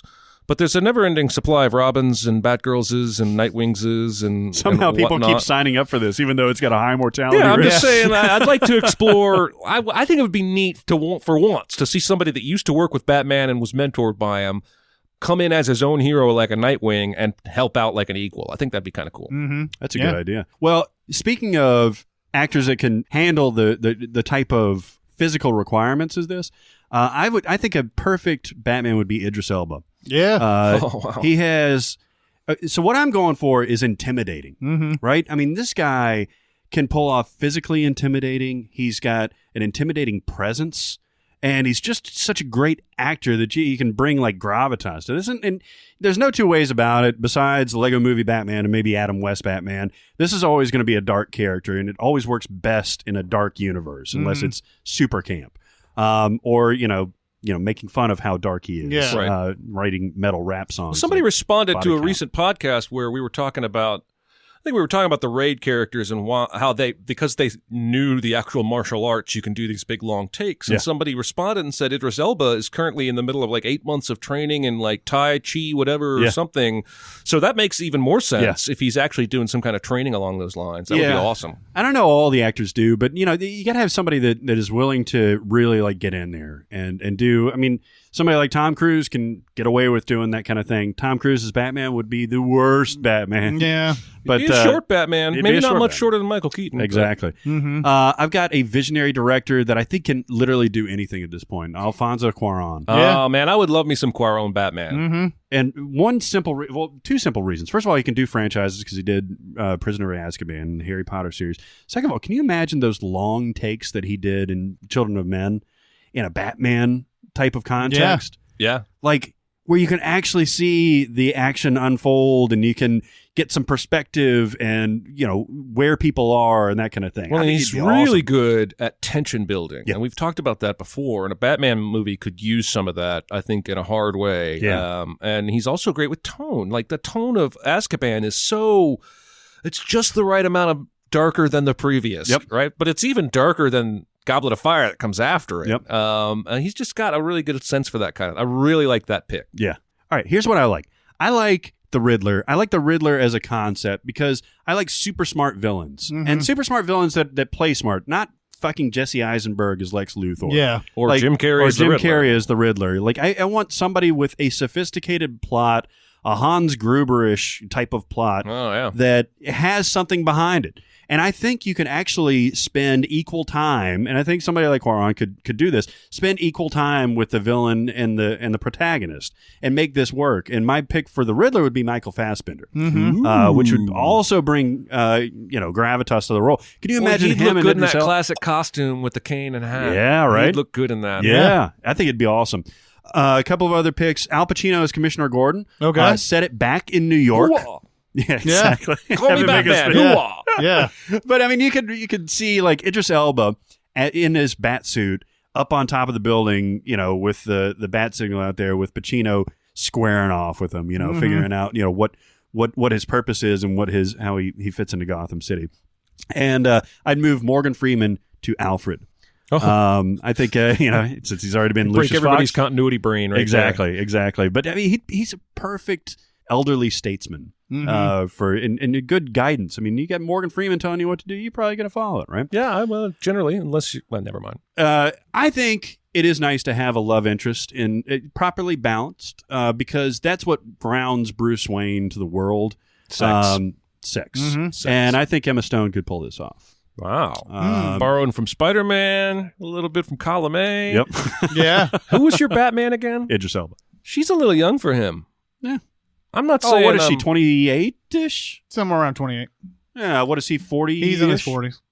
All right, so it's typical Hollywood, though. It's typical Hollywood. I mean, Woody Allen can have a relationship with Emma Stone, and so can Idris Elba. I mean, we just saw Ben Affleck and Anna Kendrick in The Accountant, and there's, every movie I see nowadays is somebody in their 40s with somebody in their 20s. Well, how old is Ryan Gosling? Oh, he's like 35 or something is he? like that. So, all right, what's your Batman pick? Okay, so this director has been attached to Batman before, and before I even started on this, I had forgotten that until I wrote his name down, and I was like, yes, Darren Aronofsky is my director for Batman. Nice. And I decided I wanted to make this dark, and Aronofsky was supposed to be Batman Year One before Batman Begins, but then they finally they only came out with Year One in 2011 as an animated film based on the comic, yeah. Mhm, but yeah. I think Aronofsky was in talks to do a fresh year one film that was loosely based on the comic. Yeah. And so when I picked Aronofsky, I was like, all right, we got to make this dark. We got to make this this is maybe even an R-rated Batman. Yeah. But the first name I've got for Batman here is just sort of, I mean, I don't know how much cachet he's got, but Nikolai Coster-Waldau, who's Jamie Lannister. Oh, yeah. He's got the jaw for sure. He's got the jaw. And that's basically what I picked him for, is that, and just that he is great as that type of character in Game of Thrones. I feel like he's both dark and light a lot in that series, and he may not have he may not have the cachet like a lot of these guys have, name recognition and all that, but I certainly think he would be a great Batman. I think that's a great choice. Yeah, Christian Bale wasn't like a household name. He wasn't. I mean, but there were still people who called themselves Bale heads back in the day, and yeah, I mean, I wonder if like the pre-Batman Bale is as famous as one of the primary Game of Thrones guys. That's a good. That's a good. So yeah, no, I think he's primed for something like that. Then as Alfred, I have Ben Kingsley. Oh, nice. I like that. And I think that's a guy who could actually be badass Alfred. Like every time we joke on Alfred in these Batman Sins videos and everything, and talk about like, how is he able to do such and such and things or whatever, everybody brings up his varied World War past, how he's a big soldier and everything. It's like, well, they never said that once in this Batman, right. So how am I supposed to know? But I think Ben Kingsley could be that kind of a badass or whatever. I originally, before I even knew in the Lego Batman movie, did pick Ray Fiennes for this. Oh wow! But I decided against it for whatever reason. I felt like Ben Kingsley was a better choice. As my Gordon, I have Jeffrey Wright. Oh, I think Jeffrey Wright's sort of born to play Gordon. Absolutely, just that everything Jeffrey Wright ever says, I'm like riveted. Yeah, it doesn't matter what he's talking about. Even in that dumbass Hunger Games movie, I'm like, Jeffrey Wright, man. I love this guy. It's like he never breaks eye contact. Like there's some sort of mesmerizing thing that he does, and he's got a cadence about him when he talks. That you have to pay attention to every word that he says. Yeah. And then I have Joker in mine as well, and I'm going to put Adam Driver there. Oh, interesting. I like that. Borrowing from Star Wars. Adam Driver is a fearless actor. I agree with that. And even more than he is in Star Wars, in the show Girls. Yeah. I don't know if I've seen I immediately just was like mesmerized by Adam Driver in Girls, because he's just that is just tightrope acting. Yeah. And he pulls it off. Yeah. And I think he'd be unbelievable. I just think that's a good pick, man. So nice. There's my Batman. It's going to be dark as fuck. I like that though. I think what Aronofsky brings that's unique is I look specifically at The Wrestler and Black Swan is the both the physical pain and the emotional pain of an obsession. Yeah. And that who better to focus that on than Batman? Yeah. I just think he could do some really neat things with it. Yeah, absolutely. I want all three of these to happen. Yeah, I know. May the best movie win. Yeah, I know. That would be awesome. How did Aronofsky make fucking Noah? I know. I mean, come on. There's something we don't know about. Something has got to have gone wrong. Right. Talk about another obsession movie, Yeah. He likes to deal with that kind of thing. Maybe he made drew him to it. Maybe he made the exact movie he wanted, and it just didn't turn out very well. Yeah, I guess you swing big. And But sometimes I wonder, when a movie got a director that talented, a movie like that comes out, you're like, what happened there? And a cast that's so talented too, Absolutely. Nah, fuck it. Yeah. Oh. All right, next question. With all the skills and knowledge that you currently possess, This is a great question. This question is fucked. what film do you believe you could realistically complete? For example, do you think that you could get the ring to Mordor, or save the Nakatomi building if you were in John McClane's shoes, or survive and escape Jurassic Park? It's funny that they bring up the ring, one of the first ones there. I think that's a really interesting one, because you don't know, right? Yeah. The walking part is actually easy. Yeah. The fact that it drags on your soul as you walk towards Mordor is the part we don't know about. Yeah. And that you become attached to it in such a way that, I believe I could possibly do Lord of the Rings. Yeah. because I don't feel like I'm that sort of personality. I feel like I'm that kind of personality that would be able to just like sludge on and just deal with the pain and everything. But I didn't pick that one in particular. The one that I picked up is in Billy Madison and in Old School. Both of them have these academic and athletic decathlon things at the end of their movies.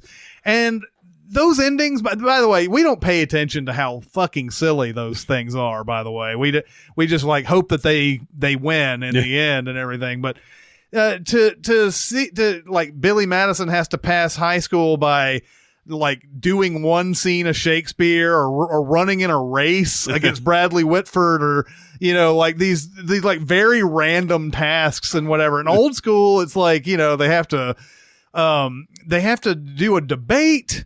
They have to do some gymnastics thing. There's the rhythmic gymnastics, and then there's the rings where he's like smoking a cigarette. Yeah, and then they have to do the test or whatever.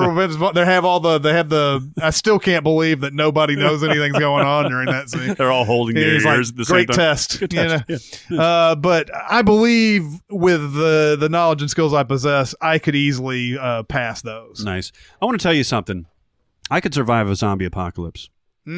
Specifically, I could survive the zombie apocalypse in Dawn of the Dead. And I'll tell you why. There's two reasons. First of all, the way that I look at the world is always that we're on the verge of an apocalypse. Swear to God. I'm always looking for escape routes. We were driving down the interstate a few weeks ago and driving up through south of Nashville, and I was like, there's an Embassy Suites. And I told my wife, that's a good place for a zombie apocalypse because you've got open, those are those big atriums and everything, and you could, snipe and everything. You're in a corner. Great vantage points. But in Dawn of the Dead, it is set in a fucking mall. And you give me a mall, I will survive for at least 10 to 12 years in that mall because you've got non-perishable foods. You've got all the usual, in that one, I think there's a weapons store in there. And then there's like rent-a-cops that have weapons and things like that. You've got sporting goods. You've got all kinds of things that you can use to defend yourself. And you've got sustenance. You've got clothing. You've got shelter. You've got everything. I could absolutely survive in that environment. I like that. I didn't put anywhere near the thought into this question that you guys did because I just assumed that off the bat I'm going to suck at everything. So my answer is Lester Burnham from American Beauty because I could definitely blackmail my boss, smoke weed, start working out, turn down a gay man, learn to love my daughter again, and get shot in the head. Yeah. I am 100% sure I could do all of those things. Yeah. Absolutely. I didn't take this question seriously, and I apologize. If I thought about it, I might have come up with something as cool as yours with the mall and the whatnot. Well, and maybe have the foresight to hear a door opening when Chris Cooper comes in there with the gun and everything. Maybe. Nah, I'm not paying attention to doors. Yeah. I'm too high on my high-priced weed. He's wailing on his pecs. And just about to bang an underage girl to really notice. What character did you hate rooting for, and what character do you love hating? Man, I'll tell you what, I hate rooting for mobsters. They're usually shitty people. They usually treat their significant others poorly. They get away literally with murder, but yet we're inclined to root for them for some reason. And it always kind of makes me feel bad that I'm rooting for, especially Michael Corleone. Yeah. Michael Corleone is piece one of the shit. Cold-blooded asshole motherfuckers ever in film. And yet he's put up there as one of the greatest movie characters of all time. He's not necessarily complex. He makes a turn and then he doesn't look back. That's it. I mean, like he's down that path. He makes this ham-handed attempt to make the Corleone family legitimate and everything. But he's awful to Kay. He's distant from his kids. He cuts off his brother. Yeah, all right, he tried to kill him, but still, he's just a terrible character. At least with Vito Corleone, like he was such a family man. He was rooted in something.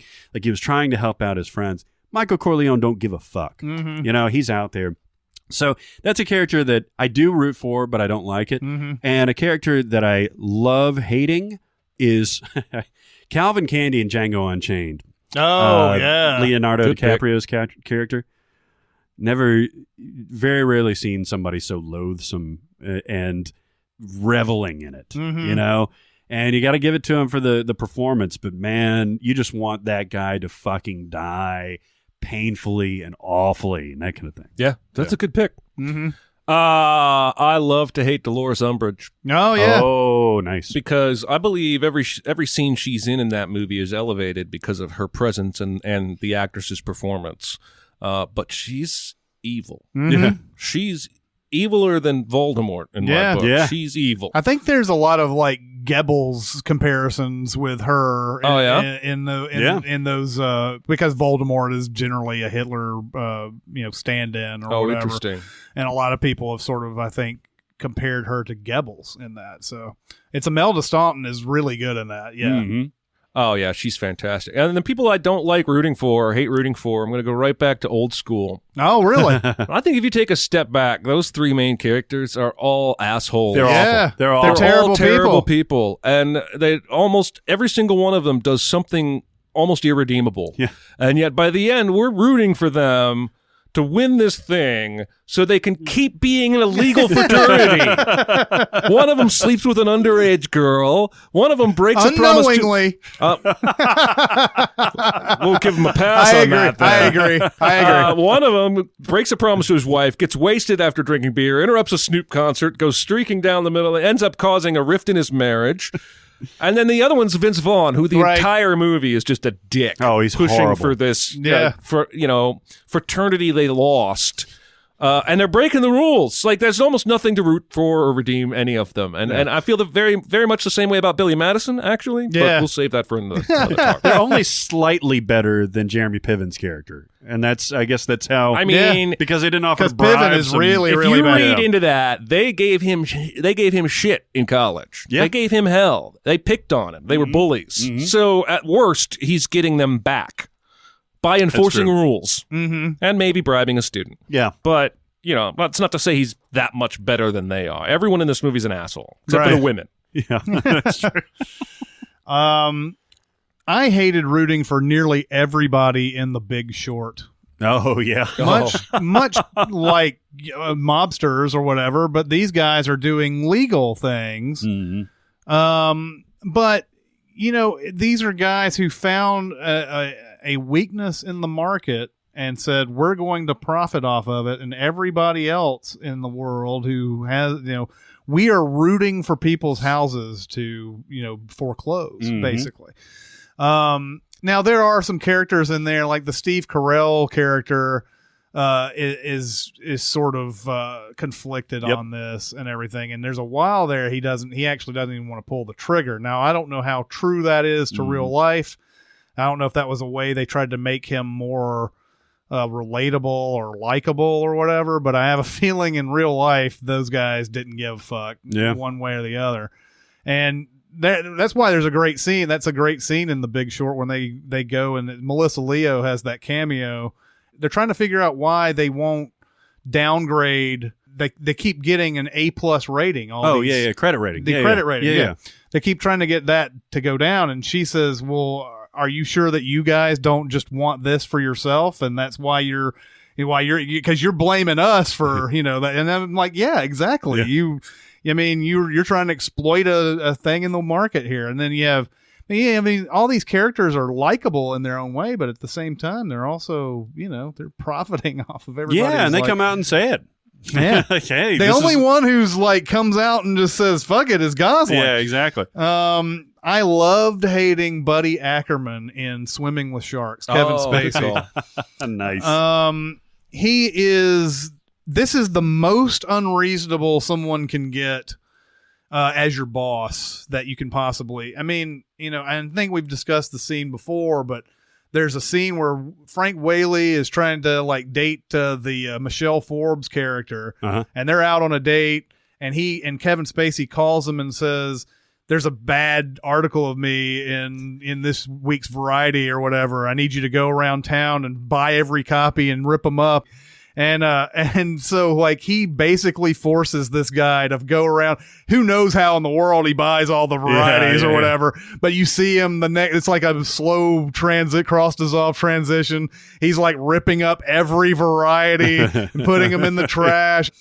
But there's a scene in there. This is the reason why, you know, ultimately you realize he's just kind of a troll all the way through this. There's a scene where he yells at Frank Whaley and he's just giving him the business and everything. And Whaley goes out and you see Kevin Spacey. He just kind of gives this, you know, like he just loves doing this. He doesn't really feel all of this that he's, you know, giving towards his employee, but he loves doing it. He's irredeemable. Right? He's irredeemable in this movie. Yeah, ultimately, for the most part. They kind of both are, though. Yeah, both of them are. Yeah. But I mean, he you know, even towards the, I mean, there's like one tiny second that he breaks down, and you can't even be sure if that's you know an honest depiction or not. Yeah, I mean, and then like he just takes it up to another level. The scene also too where Whaley's like sitting there, and he's like, "There's some spelling errors in here. I'd like to." He's like, "Oh, he won't care about that. You know, he's going to be too excited about the project." And then the next scene, you see him walking out, and everything is like, "I really love this project. There's a few spelling errors here, though." And Kevin Spacey gives it to Frank Whaley and gives him that look like, "Fuck you. Why'd you do that?" You know, terrible. So yeah, he's a bad person. All right, couple more quick ones. All right, what are the best curtain call performances, i.e. the last performance by an actor or actress before he or she passed away? Really interesting question. There are some that really delivered some whammies. Yeah. I thought long and hard about naming a living actor, thereby cursing them to die soon by saying something recent was their best performance before dying. I decided not to do that. I went with Richard Harris, who did Dumbledore in the first two Harry Potter movies and the priest in The Count of Monte Cristo. He's also got like a TV movie credit and a voice acting credit that I'm ignoring, basically, to call those his last three performances. And I've always liked both Dumbledores because they take a completely different tact. And, you know, it's unfortunate the way it worked out, but it works better to have Gambone's darker, more mysterious Dumbledore as the books get more dark and mysterious. And Richard Harris as Dumbledore is very harmless. Yeah, nurturing. Yeah, very father, grandfather like. And so that was my pick. Yeah, that's a good one. Do you guys remember Il Postino, the Italian, the postman? I saw it, but I don't remember it. Yeah, Massimo Troisi was the guy who was the lead in that. He died one day after filming. Jeez. What? He apparently was really sick when he did the movie, and they could only like do certain things with him. But he soldiered on, and then when they finally got done with it, he died the next day. Jeez. He was also he also wrote the screenplay. He got I think he was a co-writer on it, but he got nominated for his performance and the screenplay in this. And but he is fantastic in that movie. And that's just a fantastic, like, if you really like, I mean, this is when you take romantic, it's not romantic comedy, it's more romantic drama, I guess. It is kind of a comedy, though. When you take movies like that, I can really get into these. I don't really generally like these romantic dramas or comedies or whatever, but that's one that I really can get into. And he's terrific in it. So that's no joke, man. Yeah. Well, special mention in this because when we're recording this, he just won 5 Grammys, actually. David Bowie in his Black Star album, that's amazing. Just threw his nuts on the table and was just like, man, you know what? I know I'm dying. Nobody else knows it. I'm going to release one of the best albums of my amazing career and then see a little bit of the praise from it, and then I'll check out. Yeah. Jeez. And it's all about his impending death. Not all of it, but a lot of it is. That Lazarus song and everything. And that's awesome. But for movies, Heath Ledger, man. Oh, yeah. So Heath Ledger's last complete movie was The Dark Knight. It was The Joker. Yeah. That's amazing. Yeah. That is one of the most amazing performances. Got posthumous Best Supporting Actor Award, Academy Award, and did some work on the Imaginarium of Dr. Parnassus, Terry Gilliam's movie. Yeah. But that was his last complete movie, and it was awesome. I mean, what a great performance. He could have lived and made 50 more movies, and Dark Knight Joker may have still defined his entire career. It was that good. Yeah.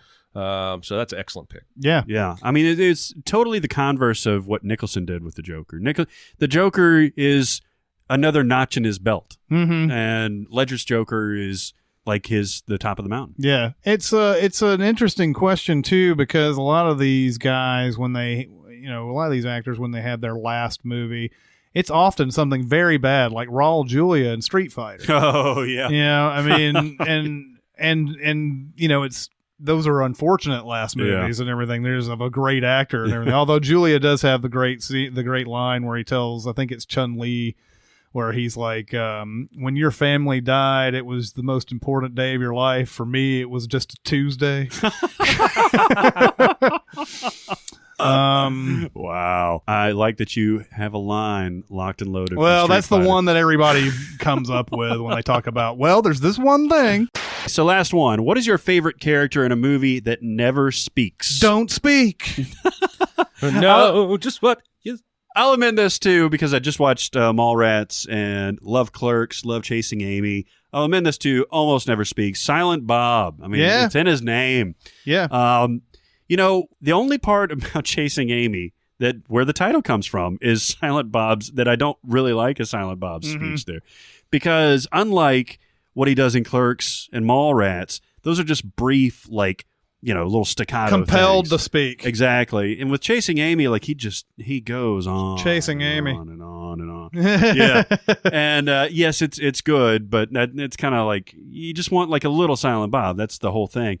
But his facial expressions, that whole thing, the way he interacts with Jason Mewes is great. Mm-hmm. Yeah, absolutely. Yeah. I do like, though, in Chasing Amy, when he says he's like, Chasing Amy. Yeah. And Jason Mewes just goes off on him and is like, well, what, man? You're always willing to say something when it comes to, it's just, he goes off. And he's like, no, that was in Jane Silent Bob Strike Back where he goes off on him for that. Because there's a point where he's trying to tell him that the car, where the car was going. Oh yeah, that was in Jane Silent Bob Strike Back. Yeah. I forget about that. It wasn't Chasing Amy, but the part where he's like sitting there trying to mime what he's like. He's like, come on, man! Every time you say something every time when it's time to talk, yell at somebody or you tell that stupid Amy story, but you can't just come up and tell me. Yeah. You can't tell me what this truck means. But... All right. Well, I went first to TV. Mm-hmm. Because there's this whole episode of Buffy the Vampire Slayer is almost entirely silent. It's called Hush, and there are these weird, creepy, tall, floating bad guys that are just creepy as hell. Yes. Episode's fantastic. It's one of the best episodes of television ever, in my opinion. It's fantastic. But in terms of movies, I'm trying to be a little eclectic, so I'm going with the Yarp Narp guy from Hot Fuzz. Nice. The guy who only ever says Yarp or Narp. Yeah. And who is the Hound in Game of Thrones? Oh, I keep forgetting that. You're right. You're right. It's the same says guy. a lot more in Game of Thrones. Yeah, yes, he does. Yeah. That Hush episode is important for several reasons. Because, that was on the CW or something like that, but it was still like one of the first times that's ever been done in TV. And then it was also the episode that it pointed to Willow being gay. Oh, was it? I don't remember that. They ended up with her and Tara just like in this, hidden, and they were like, they exchanged this look and they can't talk, but they're like, maybe this is going to happen. But those, they're like the gentlemen or something like that. I think that's exactly what they were called. So creepy. Creepy as fuck, man. I have Elijah Wood in Sin City, a movie that I don't like at all, but he is so creepy in it. He is creepy. And it's a perfect character for it. It's probably one of the strongest parts of that movie is Elijah Wood's segment. But just he's the creepiest little bastard ever in that movie, and I really like that character. But when we answered these questions, I probably wouldn't supplant Elijah Wood, but last week when we had Aaron here and we talked about the Red Turtle, and he said there was no dialogue or hardly any dialogue. I saw that last night, and that movie is just terrific. Oh yeah, awesome. And there's hardly the only thing that's in there is just like some yelling and some laughing. Huh? There's no. Everything is just pretty much the way they communicate is just kind of like they look at each other and then something happens. So I would highly recommend going to see that movie. It's funny that we end on that question, and I just saw this movie where nobody talked. And it's a beautiful movie with a great soundtrack on it, and I would highly recommend. Is it traditional animation or is it like it's that Studio Ghibli, Oh yeah. Type, and it's. Yeah, it's traditional. But man, there's something about those movies, what they put some real detail in, like hair like blowing in the breeze, and like they give like the background some, like, you know, some independent features of movement and everything, whereas most cartoons you see the background's a background and you know, it's such a beautiful movie. It's one of those where you just come out of it going, man, it's both sad and happy and all the emotions, you know, when you're walking out of it and everything. So we can't recommend that movie. Nice. Put it on the list. Yeah, baby. All right. So that will be the SinCast for this week. Keep going to SoundCloud, giving us your thoughts. Oh, man. We're like having conversations. People are having conversations with each other. We had Aaron Dicer on the last one. He's getting on there and commenting. People love him. It's great stuff. Keep it going. And we've had a lot of people go to iTunes and throw a rating on there. It just happens to have been good. So if you want to participate in that orgy of goodness, go ahead. Yeah, go ahead. Absolutely. I love orgies of goodness. Yeah. No, that's my favorite type of orgy. Yeah. Yeah, I mean, I like the interaction too, because a lot of times these people come up with some stuff that, you know, we didn't think of at the time, and you know, some other ways of considering things. I enjoy that very much. Yeah. And, like the guy that wanted 7 from the villain's perspective. That'd be awesome. Yeah, absolutely. So, that'll be the SinCast this week. It's Chris Atkins and Jeremy Scott and Barrett Sher. We'll see you next time. Thanks for listening. Comment on our episodes on our SoundCloud page. Check us out on YouTube, Twitter, Facebook, and Reddit. And be sure to visit Cinemasins.com.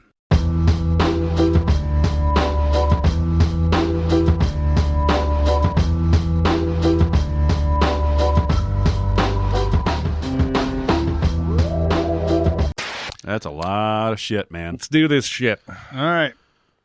Today's show. Are you done? Yeah, baby. Today's show. I was like sitting there going, maybe you didn't even start recording yet. Hey, it's Talking Krusty. Let's see. Yes, I am recording. Okay. So, fuck me. I'm going to have to do that again for sure now. Now I'm fucked up. Audible.com/fuck me. You're slipping into a British accent. Yeah. It's like when Ross in France. That's so starts funny. talking in a British accent. I have heard the music of Blink 182. Mm-hmm. Yep. Figured they're related somehow. Well, that counts. There's definitely Derek Jacobi in here somewhere. Probably. Derek Jacobi. But Farfignugan. Farfignugan. I watched Mallrats the other night. It came on Stars. And I was like, I'm just going to watch it until... It was right at the beginning. I was like, I'm just going to watch it until like Silent Bob and Jay are introduced. End up watching the whole thing. Yep. Sucked you in, huh? It really did. It's been a while since I've seen it. Yeah, I haven't seen that movie in a long time. It really does have... That Suzanne song, that Weezer song at the end, is one of my favorite like closing credits songs ever. Even better than... Go ahead. I got nothing. I actually, when I got the Mallrats Blu-ray, there's another version he made where he edited it himself. Really? Because this is one of those classic Kevin Smith cases of the studio sort of taking over what he did and saying, let's cut it to this or whatever. And so then he made his own thing, but even his own thing, he admits, is probably not very good or whatever. But he and a lot of his really hardcore fans obviously have a really sweet spot for Mallrats. Mm-hmm. I don't know why. I have given that movie a many chances. It's churlish. Many chances. And it's just, there's just so many things about it that are like, I mean, there's some funny moments in it. There's some classic Kevin Smith in there, but there's also just some things where it's just being rude to be rude, you know? It's also, that dialogue seems stilted when it's coming out of Jeremy London. Mm-hmm. Oh, yeah. You know? Yeah, he's awful in that movie. Terrible. Oh, my God. Like, Joey Lauren Adams can pull it off. Jason Lee can pull it off. Yeah, even his brother Jason London could have pulled it off. Yeah, I think so. He was in Dazed and Confused. Oh, yeah. And he had some decent gravitas in Dazed and Confused. Yeah. But but yeah, like, and then Claire Filani, of course, that's not her milieu. No, she's foxy as hell. There's a lot of big words in that talk about a movie we didn't come here to talk about. Indeed, I don't know what came over me. Prime Shannon Doherty. That's good Doherty. Whoa, that's good Doherty. It's funny to me that Google is as scary as it is, but their Gmail program, when you actually search stuff, is only kind of decent. It's not as helpful as you would think it would be. Yeah, like you would. When I put episode 58 in, I should see nothing but episode 58, but they somehow find a way to come up with hundreds of messages that somehow match those parameters. It's not like a snappy book. It's called 100 Years of Solitude. Have you ever heard of 100 Years of Solitude? Mm-mm. It's a Spanish writer forever ago. I think it was, I don't know when he published it. But it's the longest book I've ever listened to. And it's literally like this weird fantastical town, this utopia that lasts like 100 years. And it goes through like the family tree. It's very dense, but it's awesome. Mm-hmm. I guess I should figure out what the author was. Jose Arcadio. Haragaraba. Jose Feliciano. Jose Feliciano. It was published in 1967. Gabriel Garcia Marquez. And the character is Jose Arcadio Buendita. Buendita. Buendita. And the guy is like this regular, like, what kind of, like a John Houseman type of voice. Nice. And he pronounces all of them like Jose Garcia Buendito. Al Buendito. How long did it take you to narrate? Or, yeah, I guess narrate. Too damn long. Oh, God, it had to have taken fucking forever. I would never do it again. I promise. What do you think? Like a week? It was done over the course of several weeks. If I had to guess the total number of hours, 45 maybe. Wow. But it's super hard for me, like, to sit in one place for 3 hours, let alone, like, here at least we have free-form conversation instead of me just reading the same shit, and every few minutes Michael going, you screwed that up, you gotta do that one again. So he's reading along with you? Oh yeah. Oh my God. And we still missed a bunch of shit, so yeah, what are you gonna do? I mean, I can't imagine that being something that the sales of the audiobook were not such that I think it would ever be worth doing it again. I mean, we did it with my voice, thinking that there would be fans that would want to hear it with my voice, and there were. There weren't very many of them. Yeah. So there you go. That's a lot of shit, man. Let's do this shit. All right. You know, it's what. Just as a side, when I went to London, it was 20 some odd years ago, or whatever. I started talking British just to troll people. And somebody was like, man, you really picked up the accent out here. I was like, nah, man, I'm just fucking with. Wouldn't you rather wipe my ass for me?